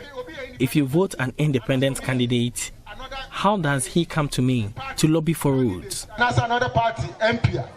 Now, Parliament, lobby for roads. I don't know what it is with our politics, but Dr. Osai Kwapong, your thoughts? So yes, on the one hand, one can say that, he made that statement as a way of, jeering, pumping up support for the party's nominated candidate, etc., etc. But I think for me, that is, it is quite concerning to create, the impression that development is partisan, right? That if you want development in your area, if you want good roads, that you have to be aligned with the government in power. And that if you are not aligned with the government in power, then you don't get development. That, if someone were an NDC MP or, an NDC person in the constituency wants something that is good for the benefit of the entire constituency, that because of their party colors, they won't be able to get access to you, they won't be able to meet with you, they won't be able to put a petition, a plea, a concern, a request before you. That, for me, is not how development is supposed to work, even in an environment of multi-party democracy, right? I mean, once election is over, we move beyond, at least in principle, you want to move beyond party colors, and it's development for all. So if you're saying that, an independent person cannot come to your office to lobby for roads for the constituency, I find that very concerning, because the person is not representing independence. The person is representing the people of Ejisu, right? And if government's interest is in promoting development for the people of Ghana, of which the people of Ejisu are part, then it shouldn't matter who is representing them in parliament. And that, for me, is not how we want to do development. I mean, if that's how we want to do, we don't even want to do our politics that way. But yes, as part of political campaigning, maybe you want to throw in some things that may cause voters to rethink a choice that they want to make, because they are thinking of, well, what is going to be the potential consequences if we go with an independent candidate for the development prospects of Ejisu. But even beyond that, for me, as a matter of how we prosecute the national development agenda and how the people of Ejisu get represented in parliament, then it shouldn't matter, whether it's an independent candidate representing them. That if they have development needs like roads, it has to be met. And so to say that it shuts the door to them, for me, is both concerning and a rather unfortunate statement. Let me come into the studio. Haruna Mohammed, who is Deputy General Secretary of the NPP, is also here. Thank you for joining the conversation. Thank you, my brother. Right. I want to start off from there. We'll come back to other surrounding issues. But, I am wondering, when Papa Kwesi Ndum was Member of Parliament for KEEA, I wonder whether some would have said that, he ran on the ticket of X party. It's not an established party, so he can't lobby for roads. When Samia Nkrumah, who represented the CPP and won the Jomoro seat in 2008, I'm wondering, just on this trajectory, how do you react as a crucial member of the NPP to Francis Asenso Boakye's assertions, especially as I made the linkage, what President Akufo-Addo said before the Fomena, election, which led to, guess what? Honorable Esiama becoming MP. Why do we say these things? Are you in favor of what he said? Thank you very much. First and foremost, I want to say good morning to your cherished viewership out there. and then my colleague in the studio from the NEC, and others who are on Zoom doing this communication with us. You understand that in politics, there is always a way of communication. And I've not had the opportunity to listen to the full video, the full fact of. Did you watch what we played? Definitely, there will be portions. You know, I entered late to the studio, but you would be playing portions of what he. The said. critical portion of what he said. Yeah, what he said in respect to this is what we played. It remains a portion, but if you are able to take a conclusive idea of listening to the entire tape, you may be able to appreciate the point or the angle of which he came from. Notwithstanding that fact, we always have what we call the comparative advantage. In communication, if you are going into an election that you have a candidate and apparently you have another candidate from the other party, you don't go speaking to say, even if the other candidate is represented, my party, my government will be able to do what the other party actually needs. So he's speaking as a warrior in front representing his party. So when he speaks that way, it does not negate the fact that development is spread across all political divides. Because he wants to be represented, he wants to lead, he wants his government to be there. Whilst he wants that, he wants his members of parliament who will ultimately support the idea and the agenda and policy direction of government. That does not mean that you are throwing tantrums or insult to the other competitors in the race, because it is a competition. You've never had a perfect competition anywhere before. So any other comment or comment that is made, be it the president or be it what Asensu Bachi has said, definitely is not an insult and it's not directed to undermine the integrity of competition and to affect development. Quick question. So in selling the NPP's candidate, Kwabena Boateng, he couldn't have found any other way of doing it without coming through with something like this, where political partisanship must come to the fore, so much so, even if blindly so, that, oh, don't vote for this person. Because in the end, if you vote for this other person, the person can't come to me and develop. How does that even start to make sense? You see, it depends upon how you understand the entire concept. If I'm a friend to you and I am coming to you for development, or I'm coming to you for something, somebody is not a friend to you, but he's a participant and he's a citizen. When I come to you, the way in manner I will interact with you from point of go, it is going to be different from the new person that you don't know at all. And remember, this is a competition that all political parties have representation. His party has a representation. Another party or another body has a representation. So where you have a representation, you have to protect your territory to ensure that your candidate wins. And that is why I've told you. You have an advantage of how to play. If you are in a boxing ring, and I know that if I knock on your chest, I get a point. If I knock on your face, I get a point. Or I knock on your shoulder, I get a point. It depends upon the angle at which I will knock to get a comparative advantage of you to be able to take the day. So I don't think that Asensu Bachi meant anything negative when he spoke in that particular direction. We all know he's an NPP member. We all know he's a minister. We know what he can do. So he has to come forth to be able to convince, to be able to push forward, but not a derogatory statement. This is a statement that politicians make over time. I see. A statement that politicians make over time doesn't necessarily make it correct. I'm wondering when politicians will learn. But you've actually exposed something. Do you know what you've exposed?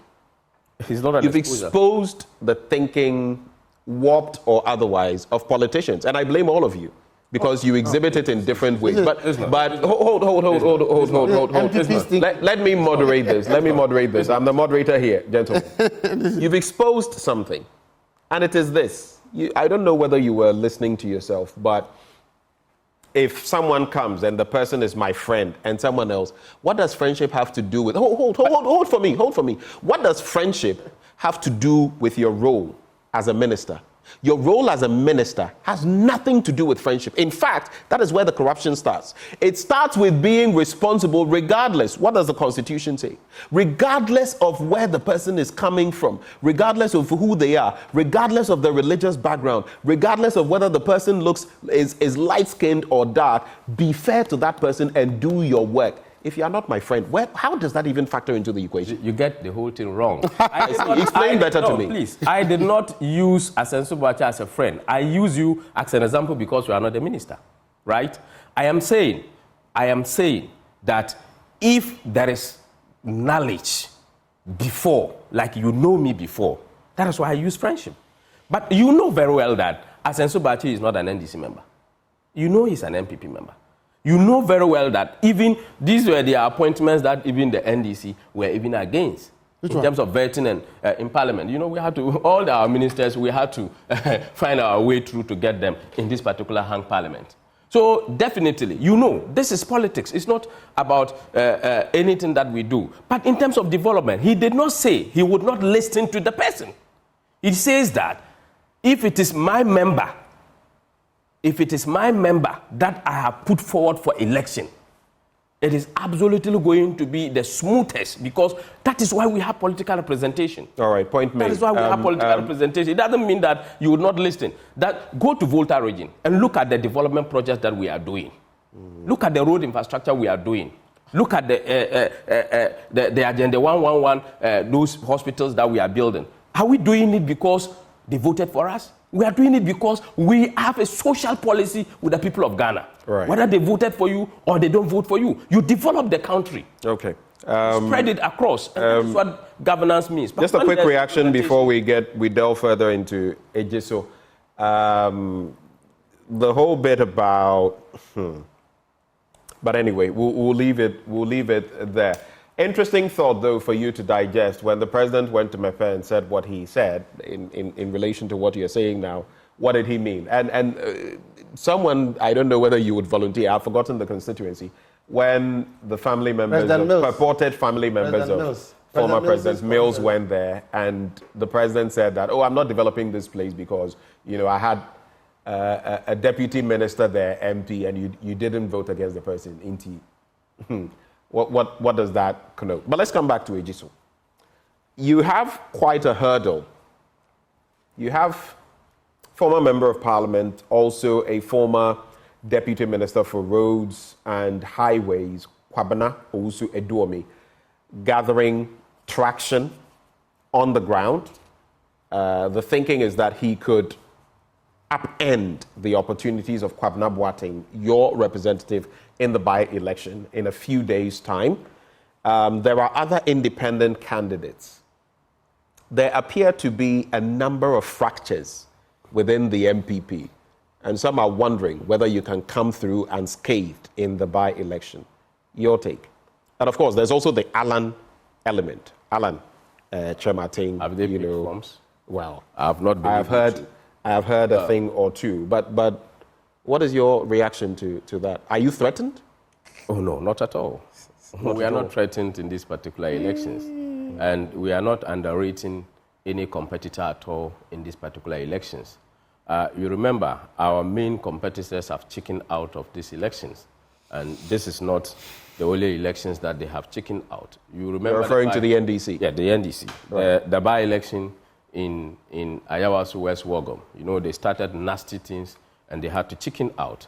And we are absolutely not using Ejisu as a standard for 2024 general elections because we, as a party, we encourage competition, and the NDC have decided that they are going to chicken out of this particular competition because they are. But if I may just briefly, I think it is a bit inappropriate to use whatever other parties may have done in Ayawaso West Wugon, especially when you know what happened. And that's what I'm pointing to. I think Ayawaso is a bit of a... If you want to maintain, that's fine. They started the whole thing, and then they realized that they will not be able to stand it. And they chickened out of that. Okay. They came out. They started it. They, Okay. brought boys from the north, which we are clearly identified them. Okay, so they brought them, they started an act, and they could not withstand it, and they had to abort the whole thing. Going into Ejisu by-elections, the NDC have resolutely told the people of Ghana that they are not ready. If you sit down and say that you have an election in 2024, and then the number of months that is left, and then you have to elect, the person has to come back, we are talking about representation. Is it telling us that the NDC, if they had this particular one in addition to their numbers, they will not be happy? Please. They've done their research, they've done their listens to realize that they would not win. If you look at the result pattern in Ejisu, it is clear, isn't it? Yes, it is very clear that you are not. So you don't sit down and then give reasons that are unattainable, that these are the reasons that you are going in. But let me tell you, the former MP who is contesting, remember, all the elections that he has won, the 2 or so elections that he has won in Ejisu, he stood on the ticket of the NPP. He stood on the ticket of the NPP. The NPP ticket itself has his own value and brand. Today, he's going into an election that he's not standing on the ticket of the NPP. So these are clear, different politics scenarios that we are giving. We've seen this pattern before. We saw it in Formena. If you look at the 2012 and look at the 2016 and look at 2020, the performance of the NPP tells you that the NPP absolutely has nothing to lose when it comes to elections in Ejisu. But Kwabena Boateng is a first-timer. Yeah, he's in this position. He's going on a ticket. When Kwabena Owusu-Ediomi has been there twice. He served as an MP and deputy minister. He has the upper hand in terms of experience. When he was going in 2012, he won by 51,976. He was going as a first time. But he won. Do you get the point? So it doesn't mean whether there is a existing brand for you, and that is the New Patriotic Party. We are not going to attack his integrity or any other thing, but we are saying that we encourage competition. He wants to contest. He has triggered an aspect of our party constitution to go independent and forfeit his membership. He's going into the contest. We are going into the contest. We go in and we are sure that we are going to annex that particular victory. There is one misconception that I want to correct. I've heard him make some number of statements out there that Mr. Who is this? Yes, Ediomi. Okay. That the NPP hasn't done anything for him. He has rather done a lot for the NPP. The NPP did not send him to school and what have you. That point of correction, my brother here, hasn't he sent him to school? Yes. For us, the party doesn't send people to school. Even Akufo-Addo, the NPP never sent him to school. Not me, not my boss, not any other national officer of the party. The party doesn't send people to school. Everybody went to school and came to serve the party. You are fortunate the party has sent you to school. The party doesn't send people to school. All the expertise, all the experts. Your colleague is saying something. But you're using scholarship secretariat. The point is that but you're using my brother, but your own people, Mukhtar and the rest of the people went for scholarship. Scholarship is for the nation. It's not for the party. You see, if you are doing it for your party members, we are doing it for the people of Ghana. Anybody that gets scholarship and in this country got it as a citizen, not as a political card-bearing member. Every citizen has the right to scholarship. Every citizen, be it an NDC, be it an NPP, be it a PMP, be it whichever party. But I want to put it on record. The NPP has never sent anybody to school. Yes, even Akufo-Addo. The NPP never sent Akufo-Addo to school. But Akufo-Addo is using expertise to govern this country. The NPP did not send Odami to school. All the ministers we see, nobody has been sent to school. Okay. So to sit and say that the NPP has not sent us to school, you are an engineer by profession, and we have several engineers. You go and look at Kobina Japan. He's an engineer. He served this party well. The NPP did not send him to school. So if you're talking about benefit, see, many people have served this party and continue to serve this party. They have not been lucky to become ministers. He has been lucky to become a deputy minister. You say the NPP has not rewarded you? Hold for me, Haruna. So the people of let me also bring into the conversation. I guess it also feeds into our beneficiary politics and how people feel entitled because of the terrain we've created. But let me bring in Nanawase Bonsu. He's aide to Kwabena Owusu Eduomi, who is going independent. Nanawase, a very good morning to you. So, cherished listeners and viewers as well. Right. I don't know whether you followed the conversation to some extent, but just walk us through what the state of affairs is with your candidate, Kwabena Owusu Eduomi, on the ground. What can you share with us? Reception, the campaign ahead of the by-election. Okay, so election is scheduled to take place on the 30th of April, which is in a week's time. And the grounds, I can assure you, is very fertile. The grounds are very fertile. The atmosphere is very charged. The people of Ejisu are solidly united behind Honorable Kwabena Owusu Eduomi. And I can assure everybody that we are going to emerge victors of, by-election. We've heard, hello? I can hear you. Please go ahead. Okay. Yes, and so that's the state of affairs for that's how far the preparations for now. Let me ask you, based on what exactly is Kwabena Owusu Eduomi, you know, what wave is he riding? Why does he think he can be MP again? In the studio, Haruna Mohammed, Deputy General Secretary of the NPP, has said that, listen, the 2 times he won, okay, he won on the ticket of the NPP, and that the ticket of the NPP itself comes with certain clout that he will not have this time round. So what is it that he's riding on that makes him think he's going to beat Kwabena Boateng, who represents the NPP? Okay, so Mr. Owusu Eduomi is well known across the constituency. As a matter of fact, even the people of Ejisu who called on him for his comeback. And we are convinced that on 30th of April, we are going to vote massively for him. We are focused. And we will not be distracted by the conversation, that by a commentary that the NPP was made in who he is, and that but for NPP, we didn't have anything to campaign on. We are focused, and we know we are going to win the election. We are not going to be distracted by this commentary. We'll have a talk, we'll sit and have a conversation with them after the election. But for now, we want to focus on campaigning. Let me ask you though, some have said that you're just doing a hatchet job for the NDC, that you are being influenced, sponsored by the NDC. That's why the NDC is not contesting, but they are using you and your candidate to achieve their ends. How true is that? Oh, that is very funny. That's very funny. I don't know what is inspiring that kind of argument. That the NDC is behind Kwabena Owusu.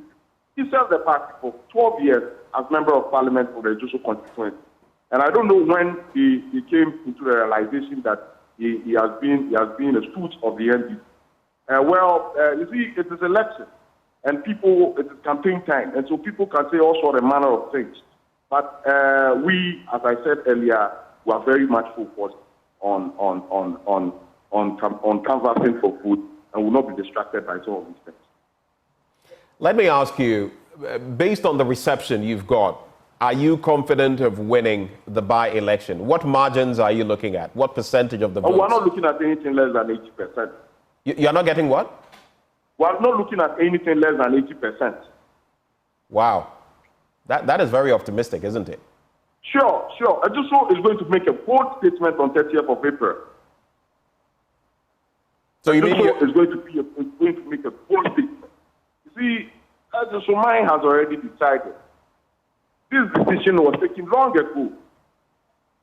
And 30th, it is only going to be manifested on the 30th of April. What the advice I would want to give to party, the NPP leadership, is that they should relax. Owusu Eduomi is one of their own. And they should be very careful with some of the commentary that they are making now, because it will come back to them after the election. Do you think what happened in Fomena could happen again? Exactly. It is happening in Ejisu. That I can assure you. I have an extreme confidence that Ejisu are going to vote for Honorable Kwabena Otiudu. Well, thank you very much for joining the conversation, for enriching the conversation. That is Nana Osei-Bonsu. He is aide to Kwabena Owusu Eduome. We'll be bringing in others into the conversation as well to find out what other dynamics there are. But let me come into the studio first to Mustapha Gbande. Haruna Mohammed has suggested that, listen, you are not contesting because you know you're on the ground. I mean, what are you? You can't even rise. And actually, when you look at the percentages, the last time an NDC candidate, contested, you're looking at the 2020 results. It was woeful for the NDC. In fact, George Kwame Huze got 17.17% of the votes, a paltry 14,164. While Dr. John Kuma, may his soul rest in peace, secured 68,326 of the votes, accounting for 82.83%. It's obvious that you don't have a following in Ejisu. So why the pretense? Thank you very much. First of all, let me de-associate myself and other political, practitioners who are not on this discussion from the fact that politicians make all other statements and they go, they make away with it. One, particularly where citizens of this country like yourselves, who are not in the sphere of any political party, you may have your affiliation, but practically you are independent, you are a floating voter, people are looking for political parties to now begin to merge so that we can have a one-path nationalistic development agenda. The statements by the Minister of Roads, learning from the President himself, defeat the purpose of that public conversation, that development should not be partisan. In fact, the President said, even in his predecessor's constituency, that I'm not developing the place because you don't vote for me. He reiterated same when the dam, the spillage occurred in the Volta region, affecting several thousands of people, displacing them. The President went there and said, you don't vote for me. I'm not here because you vote for me.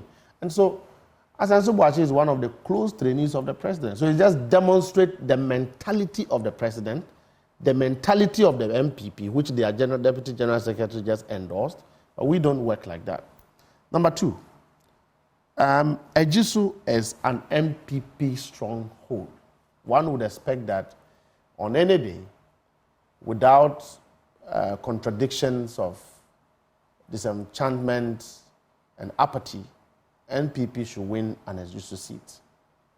As it stands now, within their same home, until last week or so, Eduome was a standing member of the NPP. In fact, a former appointee of government, the same government in power. In fact, I'm not too sure whether he has resigned from your political party yet, because he hasn't resigned. He's still a member of the NPP. Well, if he's going independent, their constitution makes it clear automatically, well, even without any action, automatically he's not a member. That's what I'm saying, that until the last few weeks, he was a member in good standing of the NPP. Your point is? My point is that you don't need the NDC to influence high-ranking, good-standing members of the NPP to go and contest independent candidate. Number three, did we also influence Alan Kwadwo Chirimantin's political party to go and contest in that election? Of course, they will be contesting. I have made it very clear that the reason why the NDC will not participate is because of the timing. The timing is just a period of 7 to... The other reality is that you would have lost anyway. The other reality is that we would have made a statement. You would have lost anyway. Well, we may have lost, but I know that if we contested this election, we would win. Because you would win? Because you see, You see, Mustapha, that is what I do not tell you today. If you knew you would win and you have the numbers you do in Parliament, and that would give you an election, an advantage going into election 2024, I can't understand why you would tell me you would win and you would not go for this. The hardship in Ghana today, the people of Ejisu are not an exception. In 2016, if you took 10,000 cities, you're going to buy a lot more bags. The hardship you speak of, precisely why you should have been contending. No. So wait, let me make my point. I'm saying that the hardship in this government, that today, in 2016, a bag of cement was 40 cities. Today, as we speak, a bag of cement is 100 cities and counting. The people in Ejisu who build are faced with this difficulty. The people in Accra who build are faced with this difficulty. So the difficulty is all over the place. Are you saying that because they're an NPP stronghold, they are not facing the unprecedented hardship? That the people of Ejisu do not detest the level of corruption in this government? That when they have said, we have done development, only to wait, by-election, then you have a road minister permanently stationed in the constituency. You can see, shamefully, a parliamentary candidate's car with posters following a construction machine. I mean, clearly, this is a government that haven't done anything there. So until the by-election, you wouldn't see the seriousness of government constructing roads. And the people of Ejisu have been affected. The number of vehicles that have spoiled because of bad roads in Ejisu, would they go and compensate everybody? Probably the number of people who have died because of bad roads, would they compensate them? Were we waiting for John Kuma to die only for us to move a whole minister and his ministry to become construction engineers? Do you realize, Mustapha Gbande, you're still not answering the question about why you are not contesting? The reason we will not. You want me to tell you everything that we want to do to win the election? I see. Okay. Let me bring in Dr. John Osai-Kwapong. Having listened to the different angles of the conversation, we've listened to Francis Hassan-Sobwache and his regrettable comments. We've listened to Haruna Mohammed in the studio justifying those comments and giving the political reasons for them. You've listened to the NDC's Mustapha Gbande, who says they are not contesting for reasons that do not wash with me, but those are his reasons. You've heard from Nana Osei-Bonsu, the aide to Kobna Owusu-Ediome. What do you make of the picture we are seeing in Ejisu, and what then are your expectations ahead of the by-election on the 30th? Hello, Dr. Osai-Kwapong, you would have to unmute.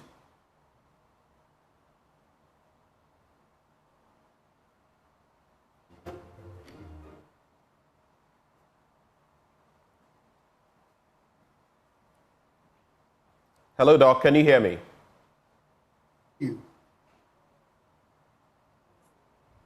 Can you hear me, Dr. Osai-Kwapong? Yes, I can hear you. Okay, I couldn't hear you, so did you get the question? Yes, I got the question. All right, please go ahead. All right, so then I quickly took during the other submissions, I quickly took a look at the results, previous results in the Ejisu. Right. And then I went back to look at the 2020 primary, in which the late Honorable John Kuma won and defeated the incumbent. I want to know, I'm still curious as to why he, as an incumbent, he lost the 2020 primary, and if that has any impact on his prospects in 2024, going back for a seat, not that he lost even in the general election, but he lost to the late John Kuma, in the primary.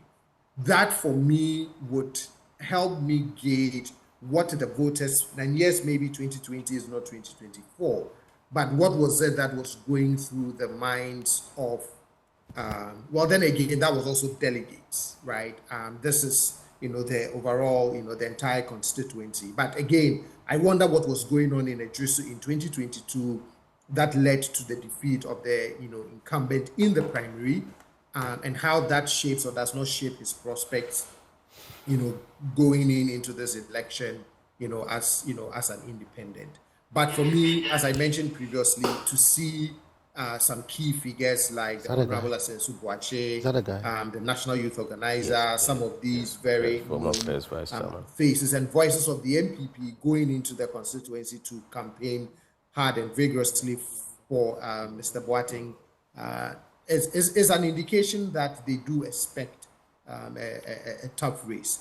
One of the things that, for me, some of these elections or some of these by-elections or even some of the primaries have taught us is that regardless of who the main party people want to back, that voters have shown us, whether it's the party delegates or whether it's the voters in the constituency, have shown us that by and large they would still vote for the candidates that they want to vote for. And I just hope that it's also one of the angles that all those campaigning for a given candidate are keeping that in perspective, that eventually people would still vote for who they want to vote for. Doc, thank you for those thoughts. Now let's focus on another crucial angle to all of these discussions we're having. There is Alan Kwadwo Kyerematen and his Afafranto movement for change. Now the Alliance for Revolutionary Change, because it's brought on board some 9 groupings, and he is hoping to make a dent, an impact as far as election 2024 is concerned. But interestingly, in Adenta, we have a situation there where a stalwart of the NPP, or at least someone who has been in the fray, who defected to Alan Kyerematen's movement, is now defecting back to the NPP and carrying supposedly thousands of voters. My colleague Sweetie Abochi was there yesterday and came through with this report, after which we'll delve into the issue. It has become evidently clear that we made a mistake. And I'll repeat, it has become evidently clear that we made a mistake that we humbly admit and ready to work to ensure that its dire effect is reversed or averted. Since the 7th February 2024 speech by His Excellency the flag bearer of the NPP, Dr. Mahmoud Bawumia, we have been asking ourselves questions that borders on the future of this country and the very Ghana that we young people want. It has become unarguably clear that amongst all the political leaders, Dr. Bawumia has so far been the one who has clearly articulated the Ghana story. Where we have come from, where we have what we have to achieve. In order for us to realize the dream of seeing the Ghana we want or seeing Ghana grow, we are left with no other choice than to rally behind. You know how difficult it is when you go and you are coming back. Some people will not be happy, even though some people will also be happy. They've encouraged us in a good manner, and they are expecting us to be confident in anything we are doing and just always think clearly and also always think twice about every decision we want to make. I'm saying on authority that nobody has bribed us and nobody can bribe us. I don't know what me as a businessman, and I don't know who can tell me in this country that they've held my hand to any length. You can't bribe me. We are doing fine. We are perfect where we are. But the time comes, you need to rethink your decision because it's all about the future of this country. So you heard there Alfred Abebio Kumi with the NPP. Then he decided to go along with Alan Kwadwo Kyerematen. And now he is saying, we've seen a few things and we have thought through the matter and we are coming back into the fold. Are you happy? I mean, these are some members coming back into your party. Those are votes, more votes that you have secured. Every party's constitution is what governs the political parties. And every party looks at numbers. It is numbers that wins elections. True. So definitely if people are coming into your party, you have to be happy that if they have taken a decision in the past that they have seen that, no, it was a wrong decision, and they have taken another decision to go back to their roots. I believe that it is something that is very welcoming. I've heard them talk about having re-engagement with leadership of the party at the constituency level and other leadership of the party. But a quick one, lest I forget. You know, your party's constitution is clear. Once they defected, they ceased being members of the NPP, right? So now what is the process? The same party's constitution gives you the window to write to the party requesting a comeback. So if they have said that they have had engagement with the leadership of the party in respect of this particular direction, I mean that they have triggered another aspect of the party's constitution to get back to where they rightfully belong. So can we say currently, on the back of that presser and everything, that they have been reinstated as members of the NPP? I can't indicate this perfectly because I have not been engaged in this particular process, but the party works... But you know what the constitution says? Yeah, the party works in different structures, from the polling station to electoral area to constituency to regional and then to national. So these persons might have engaged the constituency. I've heard them because I was on one of your media stations in multimedia, where they were called, they indicated the engagements that they have done within the party leadership. And I believe that once that one is also triggered, it's a valid point within the statutes of the party's constitution, of which they have to be given an amnesty or be re-engaged in terms of their members. So in other words, Moyo Mawawa too, you're welcoming them back into the NPP? Definitely those leadership at that particular angle, if it be it the constitution. No, I mean you're happy, right? Yeah, but I haven't put, I expect numbers. Okay, all right. Let me bring in Courage Nobe. He is Deputy Director of Communications with the Movement for Change, now together with the other entities, the Alliance for Revolutionary Change. Courage, good morning. Good morning, Ben. It's good to have you join the conversation. Here you are, you had some support. It appears some of your support base is breaking away. He's popularly known as Adenta Kumi, Alfred Abibio Kumi. He says the decision to come along with Alan Chemating was not a good one, and based on what they see, they are reverting to the membership of the NPP. How do you feel about that? Thank you very much, Ben. I think I'll begin with this quote from our first president, Osajifo Dr. Kwame Nkrumah, who says, "Revolutions are brought about by men who think as men of action and act as men of thought." So when we began this in September 2023, we're clear in our minds that we need certain caliber of people, particularly men of conviction, to be able to drive this home. In the excitement of the moment, we knew some would join our ranks who may not have the cojones or the stealth necessary to go the full haul. So we've been expecting this. You were expecting defections. You were expecting it. So we are expecting that a few of the people who do not have the mettle to go the full haul will fall off. Because whereas we agree that politics is about numbers, weaklings don't add much to it. And they're actually a disadvantage.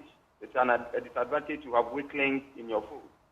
So if by the grace of God... So you're referring to Alfred Abibio Kumi as a weakling? I'm stating our position on all that is happening. That the men who would see this revolution come to fruition, like the likes of Dr. Abu Sakara, the likes of Duke Sasu, the likes of Bishop Dr. Samuel Ninoy Mensah, and a host of others. The likes of ODK.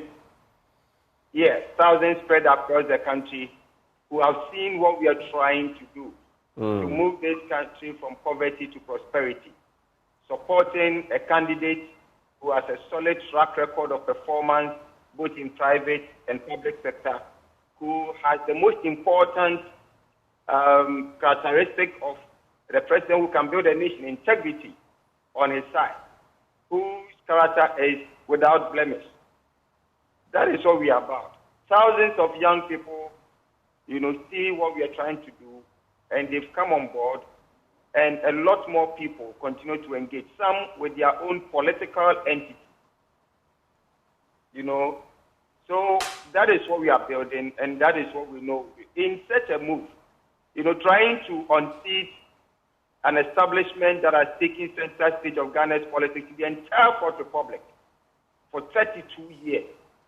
It is not something that you can do with weaklings. And so we knew that when the heat gets on and the task begins to look as daunting as we know it is, some who don't have the capacity will fall off for convenience.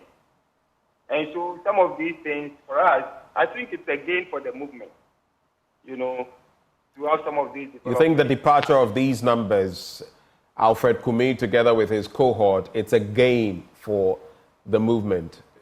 In other words, is this good riddance? Absolute good riddance. And it is not any number. Alfred is supposed to be part of our communicators. Find out the last time he spoke for or represented this movement everywhere or anywhere. We had been aware, long before, that there were some attempts to literally bribe back some of our people into the fold of the NPP. And we'll be monitoring it closely. Did you say bribe? Did you say bribe? Oh, yes. There have been attempts from the MPP end to bribe some of your members to get them back into the MPP. Yes. I see. And based on what is your evidence, though? We've been monitoring that development closely, for close to 3 months now. So that is the extent to which this does not surprise us at all.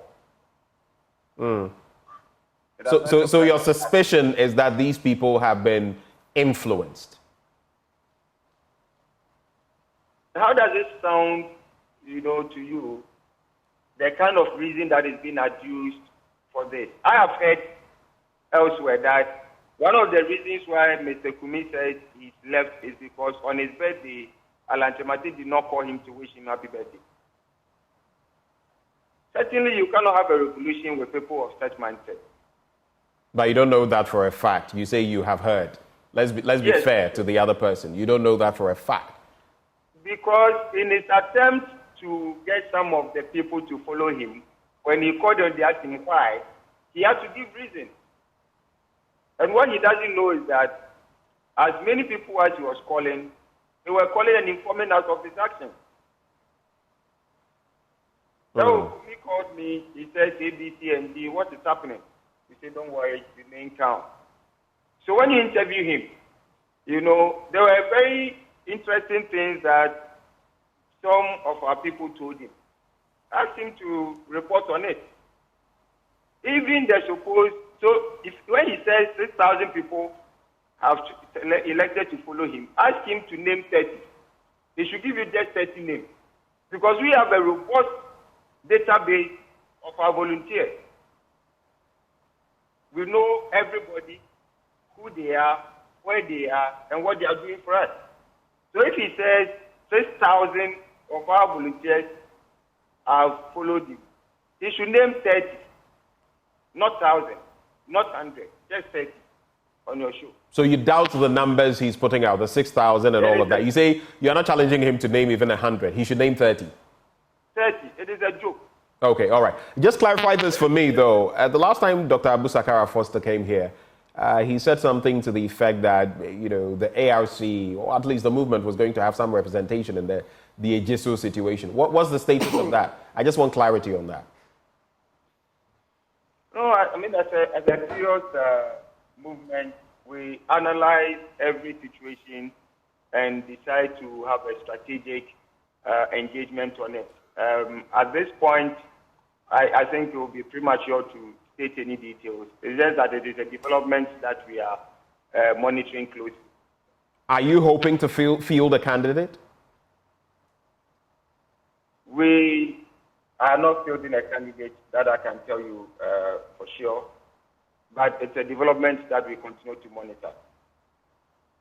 Thank you, Courage Nobi, for joining the conversation. He is Deputy Director of Communications, Movement for Change. All right, so let's wind down on this conversation, gentlemen. Interesting dynamics from different angles. But for you, you've made it clear that the NDC is not fielding a candidate in Ejisu. But what are your expectations? Okay, so just a little bit about Movement for Change and its cluster of other interest groups and how deflections are occurring. I believe that the NPP is acting like any other superpower that will crash in a breakaway. I mean, it happens in political environment, and so it's not strange for our brothers to want to do that. The NDC was faced with NDP. You remember, Nana Kunadu's party when we were in power. I mean, so these things will continue to happen. If you listen to the gentleman who supposedly have joined broken away with Alan Kojo to form his new political party, or a member of the Alan Chimantin's party who is now coming back. Clearly, there were meetings with NPP leadership. Clearly, he's a business person as opposed to a political activist. And we all know that fundamental characteristics of business people is remaining to be business.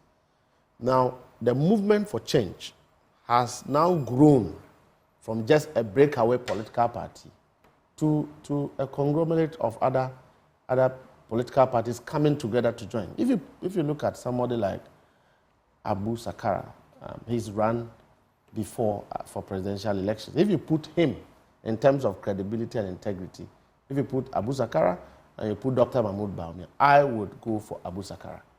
I mean, if you look at the NPP in terms of scheme, you will always know and realize and agree that Alan Kojo Chimantin is senior to Dr. Mahmoud Bawumia in terms of political experience, in terms of pedigree of performance. We all know that. But for money, Dr. Mahmoud Bawumia will not be able to even contest Alan Kojo Chimantin in any election any day, except that he's supported by the president.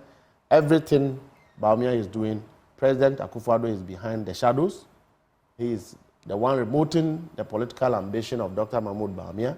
And Dr. Mahmoud Bawumia's political ambition now is an extension of Akufo-Addo's presidential ambition. Okay, I need to bring in someone else. So quickly, just summarize. Now, so having said so, I mean, we've concluded on the key points. Having said so, the NDC will not frame a candidate, possibly, as I've said. Right. But it is important that I remark that the NPP should stay our political party from the conversation of Ejisu, because we are not there. Why are they scared? It's an easy election. Clearly, they are struggling. They are struggling because it's a very difficult election for them. If they claim that the statistics will work, why are they not sleeping to say that, it's our stronghold, so they will vote for us? Thank you. I'll come to you. I'll give you your fair share. But let me also bring in, I'll come to you, Haruna. Let's also bring in Hansen Date. He joins the conversation via Zoom. Why are we having a conversation with Hansen Date, who says he is the diaspora youth organizer of the NPP? That is who he is. And he says he has defected to the NDC, okay, because the NPP has lost its values. And he joins the conversation. Hansen, good morning. Yeah, fine morning, sir. It's interesting having you. Up until now, I've never had a conversation with you. So where exactly are you based? Currently, I'm based in Barcelona, Spain. In Barcelona, Spain. Okay, right. And how did you become the NPP's diaspora youth organizer? Was it through voting? How did you become that? Yeah, it's through voting, the normal process. I see. So the NPP caucus in Spain, in Barcelona, or which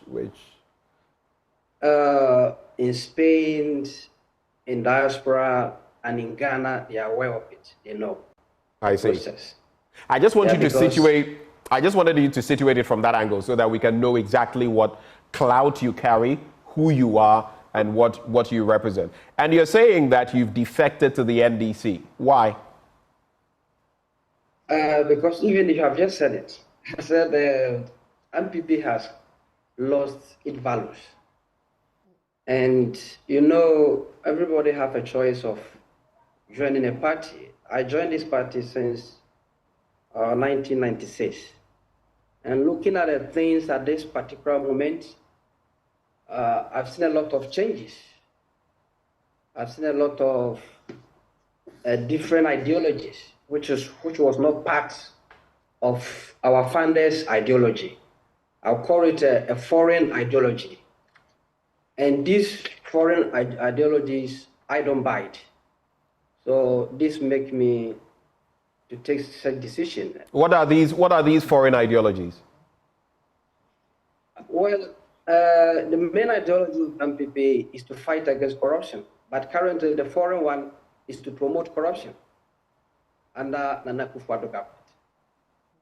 Because if you look at the establishment of a special prosecutor, you will witness with me that it is not meaningful to do that because we are not seeing any impact of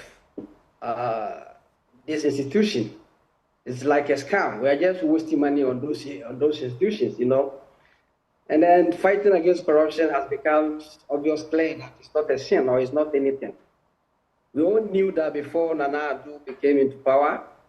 Everybody knew him that he hates corruption. He doesn't like it. So we were 100% sure that he will surely fight against corruption, but you witness of it. You are in Ghana, you know how Ghana is moving now. Even currently, if you send goods through the port, there are a lot of taxes called COVID tax. But let me ask you a question. Even how many COVID cases Ghana reported? And even the whole world, which country is now talking about COVID? Why still Ghana we are still paying a COVID taxes at the port? Bills, light bills, electricity, and other issues. So in fact, if you look at the way my president, Nana Akufo-Addo, when he assumed into office, the way he talked, Ghana beyond aid, the way he preached, you see, now he's no longer saying that. You understand? And the party, there's a disunity in the party now. So these are the reasons. These are the reasons for which you are defecting. Are you defecting on your own? Are you coming with a group of people? Is it just you, Hansen? Oh, it's not only me. There are a lot of people. I'm coming with a lot of people. I see. About how many people are we looking at? Oh, currently not less than 100. Not less than 100. But here, are you people? Are you? And beside that, here, through my deflection in Ghana, back home Ghana, a lot of people have changed their mind. I see. To go to Sudan West, yes, of course. A quick one. Will you be coming to vote in the 2024 elections? I don't know about, I mean, we have mechanisms, but sometimes they don't necessarily. Will you come to Ghana to vote, or do you have any plans of voting? Yes, of course. So you will come to Ghana and vote in election 2024? Yes, of course, if God permit. I see. Just hold for me. I don't need any further engagement, but I'm coming into the studio and maybe they may say something you may need to react to. That's why I want you to hold for me. Haruna, do you know this gentleman, Hansen Date? I don't know him. You don't know him? I was trying to go through the diaspora executive list, and it looks like it's not on my phone currently. I don't know him, and I need to verify whether actually he's even a youth organizer of our party in Spain. Diaspora youth organizer. Yes, I need to verify that. But I must say that maybe he has lost touch with the values of the New Patriotic Party. None of the values of the New Patriotic Party has been lost. One of the values is competition. And the New Patriotic Party has always encouraged competition We went through the polling stations, went through the electoral area, went through constituency, went through the regional elections, went through national, went through parliamentary, went through the presidential. We encourage competition. The NPP believe in property-owning democracy, where we encourage and support businesses to stand on their own. I know where you're going with this. I'm just trying to draw your attention to something he said. He spoke about the values in terms of fighting corruption. Do you still believe in the fight against corruption? I'm giving you all the values. Right. I'm narrating the values. No, just stick to that one. Do you still believe in fighting against corruption? Fighting against corruption is a policy direction of the party, but not a core value. That is what I'm telling you. So he doesn't know.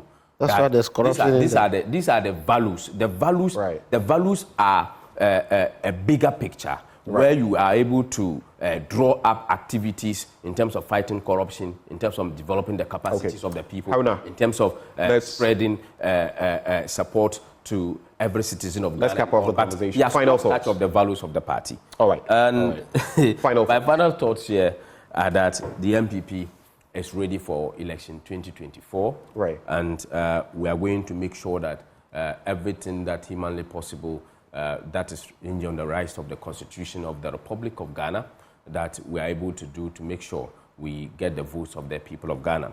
My brother was talking about hardship. If you ask the entry point of a teacher in 2016, which was about 12.1, level 12.1, the person was taking somewhere 799. The person could only buy 26 bags of cement. The person could only buy 42 gallons of diesel or fuel. Today, the entry point of that same level is 3,087.75 Ghana cedis. The person can buy 44 bags of cement. The person can buy 49 gallons of fuel. So this tells you that, yes, we are not going to stand at the same place. We have not provided everything that the people of Ghana need. But we have demonstrated that when given the opportunity, the length of time, we'll be able to make sure that the citizen of Ghana get the needed support that he needs to get. We are going to make sure. I think the point is made. Thank you, Haruna. Just a quick one, though. Mustapha, do you know this gentleman, Hansen Date?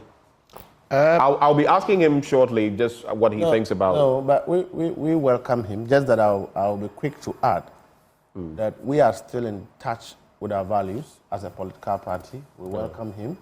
But in our party, you have to go through the rules. He has to join a branch, apply to join a branch, and a branch will have to admit him as a... The way you are eagerly, immediately, you are recruiting the gentleman. Of course, I'm recruiting, but I must say that we oppose the system. Our principles work. So there are things that you need to do. You have to join a party. The rules are completely... All right, thank you. Thank you, Mustapha. Hansen, your party member here, he's Deputy General Secretary. He says he doesn't know you, that he's checked his list and you don't...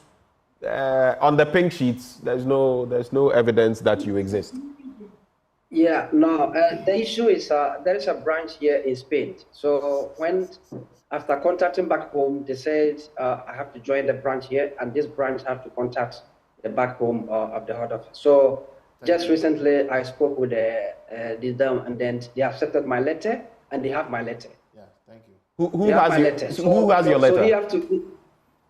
Is what the current chairman of NDC here in Barcelona is having my letter. So the defection is complete. It's complete. He called home, and then they said he have to keep the letter.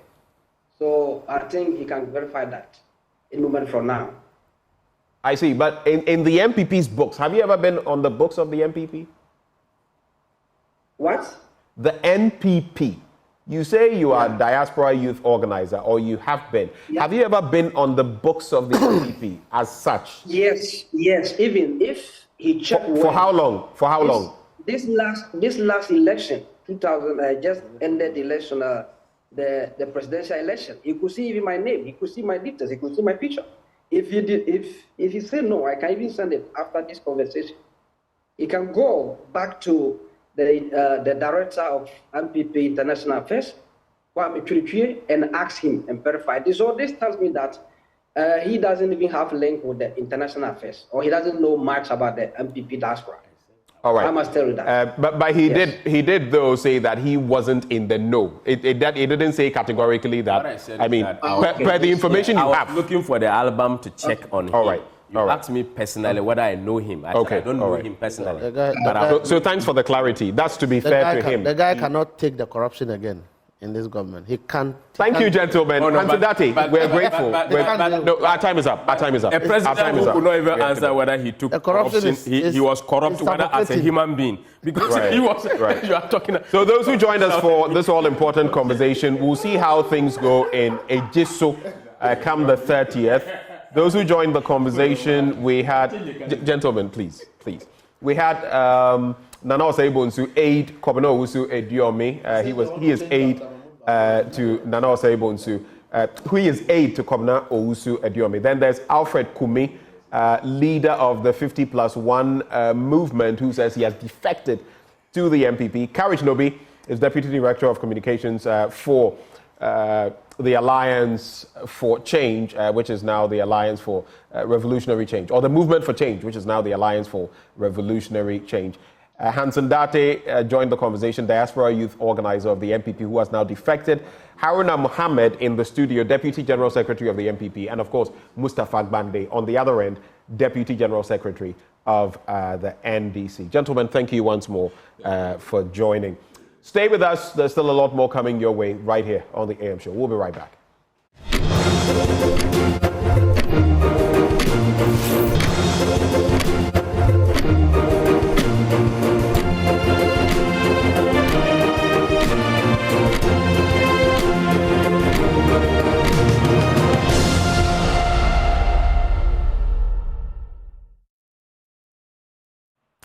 You're still watching the AM Show, from the defections to welcoming defected parties to other parties. Let's now focus our attention to something more musical and entertaining. I'm talking about the Harmonious Chorale GH.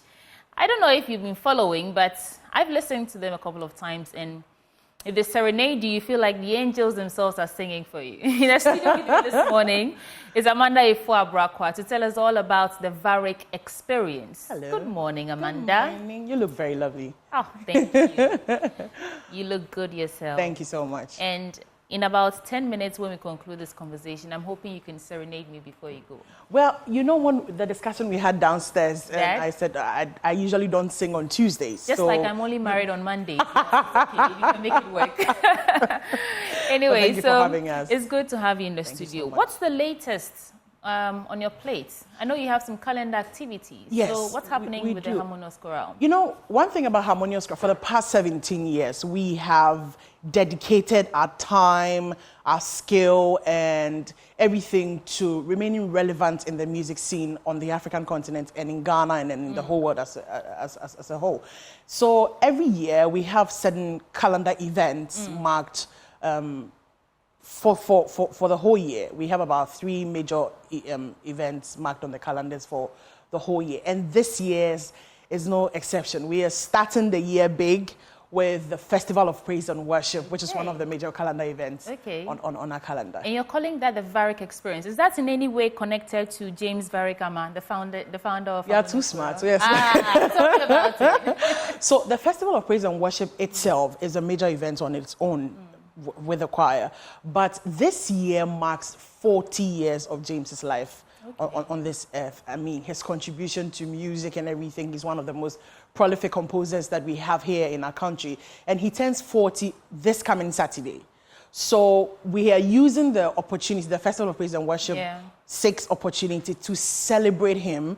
We've dubbed it the Varrick Experience because when you come to the venue on Sunday, you're going to listen to just his music. All the choirs, all the artists that are coming are going to sing his music throughout the concerts on Sunday. Does he have that much songs? He's written a lot of songs. I mean, he's very young, but he's been blessed in all ways music, and he's composed a lot of songs. Some of the songs we sing that we don't even know that he composed them. Yes, you'll be surprised to hear a lot of them when you come to the event. And you said it's the Festival of Praise and Worship 6. Yes. Is that the 6th edition or the 6th year? This is the 6th edition. Okay. We have done it a couple of years. The first time was when we're celebrating our mother, Reverend Dr. Joyce Ayi, when she turned 70, about 8 years back. That was the first edition. So we've done a couple of them, and this is the 6th edition. They say life starts at 40. I hope someone can say it. Well. Right. So what's happening, where, and when? So on the 28th of April 2024 at the Accra International Conference Center, the Harmonious Chorale is presenting the Festival of Praise and Worship 6, that's the Varrick Experience. Okay. So what time? It's at 5 p.m. On the dot. Not even 01. I mean, one thing about Harmonious Chorale, we stick to our time, 5 p.m. sharp, we are done. We're collaborating with a lot of other choirs here in Ghana. We're having the Akosho Choir, they are from Winneba, and we are also collaborating with the Evergreen Winneba Youth Choir. We've invited Kofi Owusu-Pepra. Ife Grace is on the bill as well. Neo Kind and Virtue Music, they are on the bill.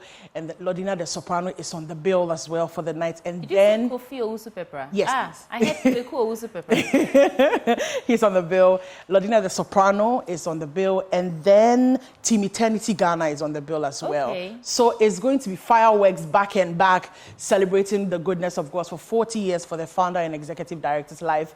And then also a way of joining with Ghanaians to corporately give thanks to God for the first quarter of a very fast year. It's been a very, very eventful and fast year. So time flies when you're having fun or I doing know, something right? meaningful. I know, right? I'm glad you also think it's fast. It's going very fast, yes. And it's been very eventful. A lot of things have been happening, but look at God keeping us through it all. You also mentioned that there's some 17 years anniversary in there somewhere. Well, this year the choir turns 17. Okay. Yes, we've been in existence since 2007 when the group was launched. So, I mean, we've been keeping it going. We've been pushing the agenda of choral music here in Ghana and outside there as well for 17 years. Congratulations in Thank advance. you very much. So, are tickets for sale? Is entry free?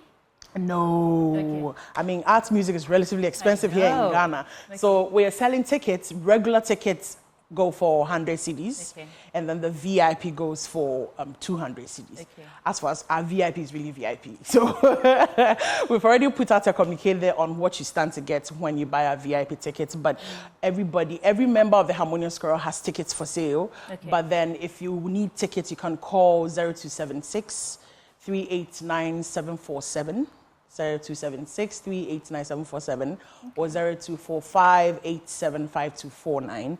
Or in these days of digitalization, you can go online and dial *713 *33 *000 hash. Please take that again. *713 *33 *000 hash. Okay. And purchase a ticket for yourself and your loved ones. Now let's pretend today is not Tuesday. And wrap it up with just a bridge of one of Varrick's songs, just one, to build up some sort of excitement for those who want to purchase a ticket. What are they coming to see? Just show us something.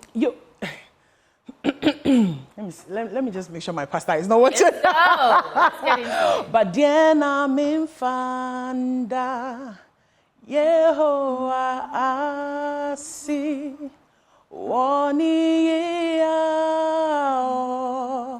Yemamida. That song was composed by James Varrick. Yes. Thank you. As Papa Biamati, Oye, all those are compositions of our founder and executive director, who we are very proud of, by the way. Thank you so much, Amanda. Thank you so much. I feel like it's Monday all over again.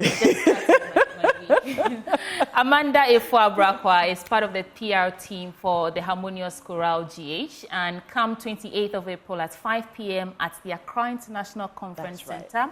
You want to be there for the Varrick Experience, songs that elevate you to angelic status. There's still more coming up on the AM show. Thank you, Amanda. Thank you. All right, we'll be right back.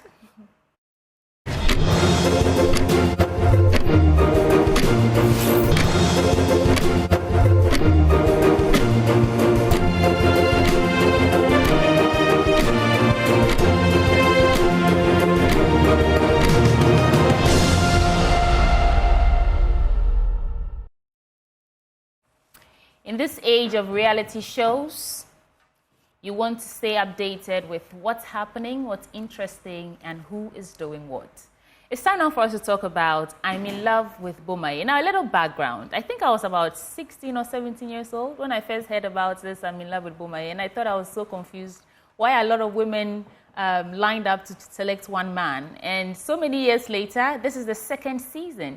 In the studio with me now for this conversation is Joe Parker, the Bomaye II, and Nee Shed, the coordinator for the show or the program I'm in Love with Bomaye. Gentlemen, welcome to the studio. Thank you. Thank you for having us. You are the coordinator. Yes, please. Why has it taken so long to come up with a second season? Only because I'm familiar with the show. Sure. Yeah. Okay. Then lucky you. Ah. So that means anybody who's not familiar with the show is I wouldn't say not lucky, but the opposite of what I just said. Go ahead. Okay. It has taken quite a long because, anytime you want to come up with something very huge, it needs a lot of preparation. Right now, we have people on board who comes out with something which is not well matured, like it hasn't taken the time to grow. Okay. And you realize that in the course of it collapses. And by the grace of God, we have a backbone like Mommy Hannah and Reverend Purity and Greg. We have people, Auntie Nadia, and people who are holding this thing, and which by the grace of God, it can never collapse. Right. Yeah. So just let's get into the details. How many women are participating in this competition to get the attention of Bomaye number 2 before I come to Bomaye? Okay, actually, initially we wanted to give 5 or 6 women, but our king is so strong that 5 to 6 women can't actually handle him. And he's so handsome that he has to, the women has to go through the process of struggling emotionally, rationally, just to make sure that they win the heart of this beautiful king. I have my own reservations about all that you've said, but okay. Bomaye number 2, how are you feeling? I'm feeling great. Yeah? Yeah. How did you become Bomaye number 2? Okay. I thought the first one was because the man was actually called Bomaye, right? No. Or it was just the name of the show? Yeah, that's so how did you become Bomaye? Sorry, any of our king is Bomaye. So he's Bomaye II. That's fine. Sure. So Bomaye II. Yes, please. How did you become Bomaye II? Okay, I became Bomaye II after a very vigorous audition process. Oh. And here I am, lucky to bear the name Bomaye II. Okay. Yeah. But how would you describe yourself to someone who doesn't know? Who's Joe Parker? Okay, so Joe Parker is a young, dynamic, calm individual. I'm a journalist, a trained journalist for that matter. Yes, I am 100% Ghanaian. A lot of people think, a lot of people think I'm not Ghanaian, but I'm 100% Ghanaian. Okay. I am an Anglo from Kleko in the Volta region. Mustapha Gbande. That's right. Okay. All right. So, what do you look out for in women, and why did you choose to do this show, to be the king, caught the attention of so many women, so that they can win your heart? Okay. So, personally, I believe that a king shouldn't have a designated place, or no king has been given a specific place to find his queen. So, anywhere or how far the search can take him to find his queen, there are no limits. Okay. He has to go ahead. Is this fun for you? Of course. I envisage a lot of fun going into the show. You know, it's something that is going to catch a lot of attention. Right. Once Joy Prime is on board and then everyone is going to watch, it's going to be a lot of fun, attention. We are going to learn a lot as well. People are going to learn a lot. And it's going to be an opportunity for people to also, progress. Have you seen the ladies? Yes, I've had the opportunity. Yes. You have an eye out for one already? Everyone has a chance. Everyone has an opportunity to be the queen. Okay. Yes. Mr. Coordinator of I'm in Love with Bomaye, what should we expect on the second season of the show? Okay. The first one went amazingly well, and the second one is actually going to be the best of it. In fact, we are the only reality show, in fact, the reality show that feeds people emotionally, rationally, and spiritually. We are going to give you everything. Everything which makes someone, dope when it comes to relationship. We are going to give everything to you. And we are promising our audible audience that whatever they are expecting are going to be served. So, Humomi, what is the criteria for eviction? Because out of these 13 women, you'll be dropping them along the line as the episodes progress, right? Sure. What's the criteria for eviction? Personally, everybody has the chance of winning, like he said, but then 30% will have to do with us, but 70% is with the audience, because we respect the views of our audience so well, and it's going to be through vote and anything which is admitted to winning. Yeah. Okay. Yeah. So what else do you win aside the king? What's the winning prize? We have a lot of things. We have a lot of packages which we don't really want them to know. Mostly people, we don't want people's attention to go to the materialistic stuffs, because this is something we don't want to take for fun. You have to win the king, and it has to work well. It shouldn't be about you winning the king, then, you know, we have people who will come just because... Are you saying that at the end of the show, you're expecting whoever the lucky lady is to actually marry the man? I wouldn't say we wouldn't force you into it, but that is our anticipation, and we are not going to force you into it. Okay. But our anticipation is that whatever we are doing here shouldn't be out of fun. Because Mommy Hannah is a very busy woman, Reverend Purity is a very busy woman. In fact, everybody on board are very busy, and we wouldn't just come on board just to get a woman for a king. So it's not just show business? No. Joe Parker, is this not show business for you, or you're actually looking for love? this I wouldn't say, if we say it's out of show business, it would be a lie. Okay, I want to hear from Joe Parker. Okay. Joe Parker, is this show business, or are you looking for love? It's not show business. Okay. Okay, so as the name of the show is, I'm in love with Bomaye. Bomaye is here. Okay. Fight for his love. Let's see who wins. All right. Any final words before we wrap this up? Okay, my final words. We'd love to give a big shout out to Joy Prime. They have been the biggest platform and the biggest support for this, and other social media partners. We'd like to thank all the board, Mommy Hannah, Reverend Purity, and our king. We'd like to thank him also. At least he's been a very amazing person, very humble. We'd like to thank all the 13 maidens, and then we wish them the best of luck. And we thank you, beautiful too, and the board. Thank you. Sure. Bomaye the second. Hello, sweetie. Final words. Aside, I don't want the final words to be Bomaye is here, I'm the king, earn me. Okay. So yes, we are very grateful to Joy Prime for giving us this amazing platform. Okay. And we want to assure our viewers that Bomaye, I'm in love with Bomaye season 2 is going to be one of the best reality shows that has ever happened. So they should keep their taps locked, and then we'll give them the best. All right. So look forward to the show. You wanted to say something? Yeah, I just wanted to give a big shout out to my wife. She's been the inspiration, because working with the theme, sometimes I have to come home very late, yet she understands everything. And a big shout out to my wife, she's Sandra. Congratulations, Sandra. Your husband is giving you a big shout out. But that's how we're wrapping up on this belt of the conversation. I'm in love with Bomaye TV show, reality show, where 13 women compete for the love and attention of the king, Bomaye II. Stay tuned. There's still a lot more coming your way.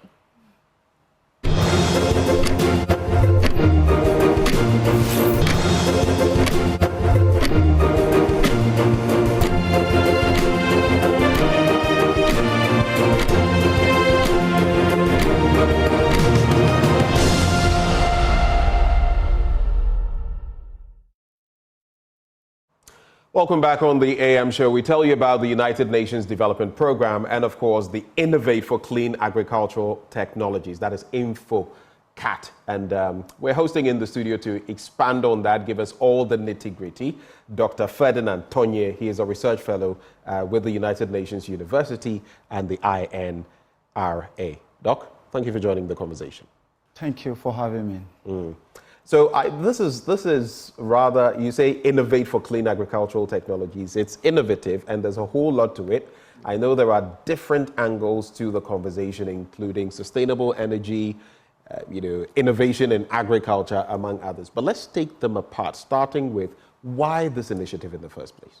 Okay, good morning to all who are watching.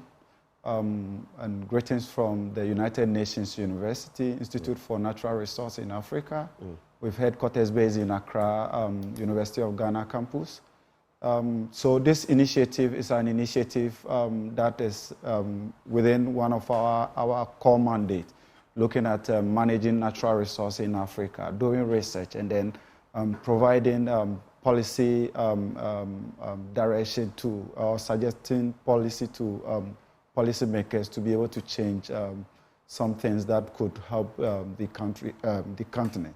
So Innovate for Clean Agricultural Technologies is an initiative that have identified some gap when it comes to innovation in Africa. A lot of young people have very great ideas, but they are not able to have funds to be able to implement those ideas. So from our previous research, we realized that there is funds limiting a lot of innovation in Africa. And then we've also realized that agriculture is mostly more of whole and tool, cutlass kind of sector. So it's not mechanized? Yeah, it's not. Still using basic tools? Basic tools. And for us to be able to come out of that and empower the agriculture sector, there must be a mechanization. And then we can't say we want to start from just at the high top. We need to start from the smallest ever machines that you can think of. So this initiative is looking at providing funding for innovators, young innovators, and our focus is also on the young women innovators, to empower them with funds so that they can be able to develop a technology or an idea they have and be able to pilot it in communities, in agriculture communities, and then to help women to be able to maximize their production and then improve the economic livelihood. So, and now that you're talking about women, at least as far as the smallholder farmers are concerned, they form the majority. Sure. Smallholder farmers, a little here, a little cassava, a little maize, plantain, 80%. And of that number, the majority are women. Yes. Is that why you're targeting women in this? Very, very much. And then we've also, from our previous research, we've also identified that women, when it comes to this green technology space, few women are found there. A lot of businesses are owned by men, and but they are huge when it comes to the agriculture sector. So as we talk about energy transition or green revolution, we cannot leave the women behind. We need to empower them. So that is why this initiative is looking at young people, young innovators, but with more focus on women.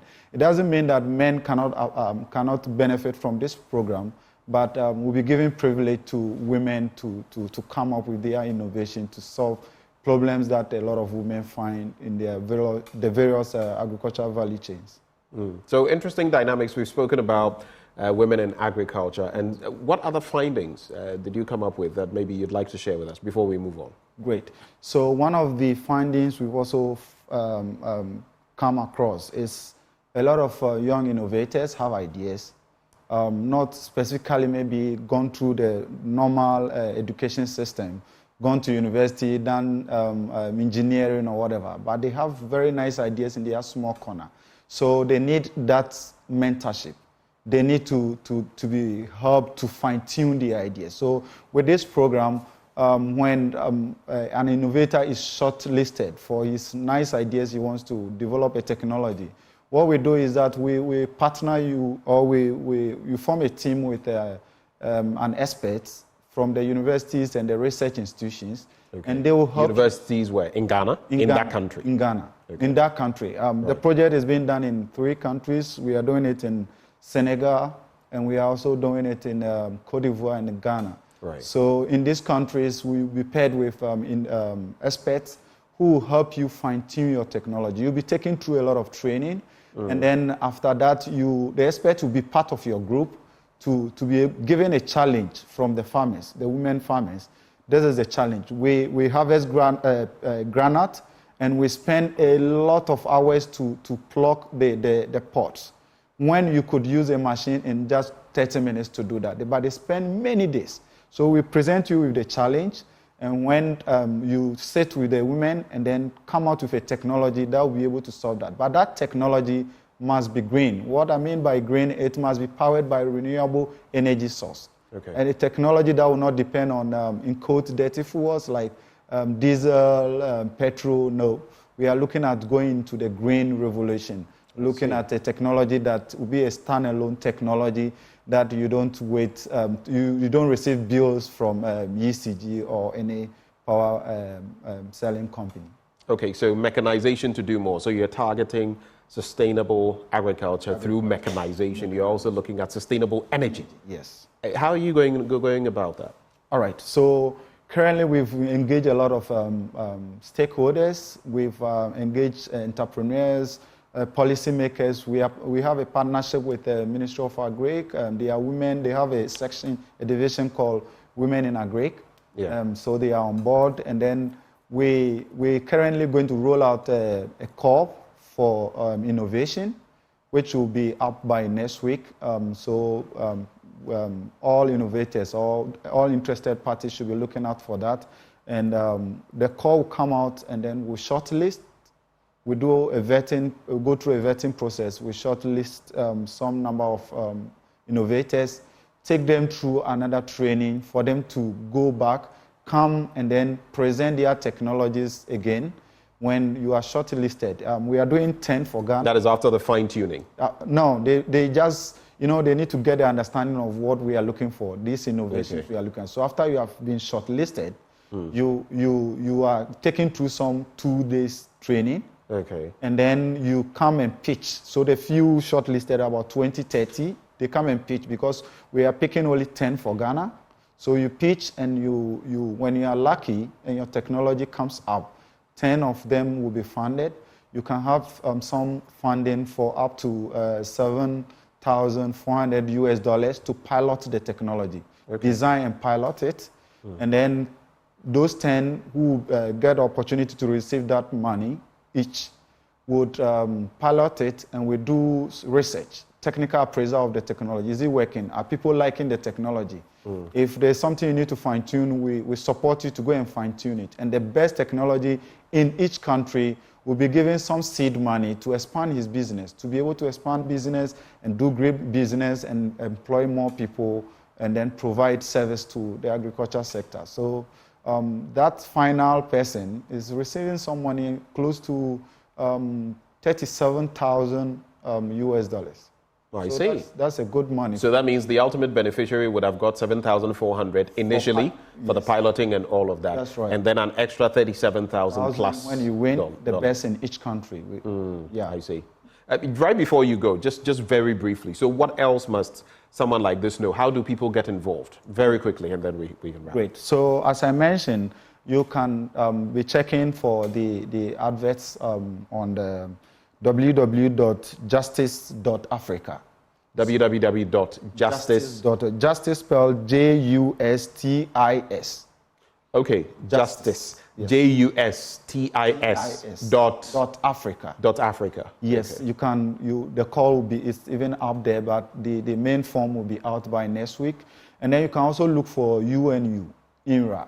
Okay. United Nations University Institute for Natural Resource in Africa.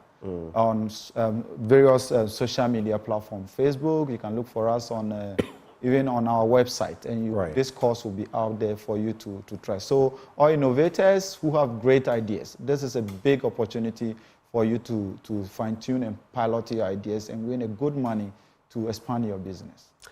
Thank you, Doc, for coming through and for these opportunities for young people, for women, and for those in agriculture. And that has been my conversation with Dr. Ferdinand Tonye. He's a research fellow at the United Nations University.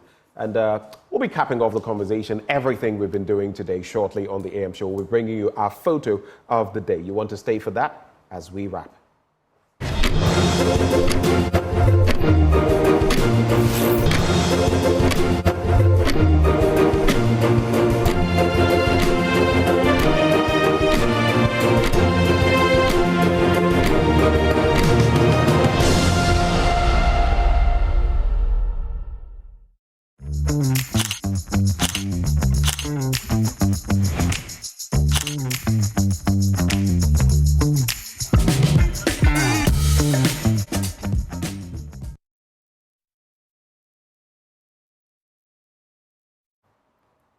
Welcome to the end of today's edition of the AM show, but you know why we are here. It's because of this photo you can see on your screens by the colored Mensa, and he captions it, "Don't worry, be happy, child beggars captured at first light." Benjamin, how does this make you feel? Happy and sad. happy that they are smiling, and I see a lot of them sad because these street urchins have no business being there and selling anything, but it's because of the failures of our system. But it's good to see them smiling. You know, children have this, they don't see life take it as seriously as we adults do. And sometimes you see them smiling, laughing through situations that are not laughable, but they are innocent souls. Let me just put it that way. This is a little song I wrote. You want to sing it from note to note, but don't worry. Hey. Bobby McFerrin is not in the building, but we wish you happiness. We like wish I said, you light. Oh yes, I was about. Yes, we wish you light wherever you find yourself. We wish you the best of the day. My name is Benjamin Akakpo, and I'm Sweetie Abochi. Thank you so much for watching. We're back again tomorrow from 6 a.m. to 10 a.m. It's bye for now.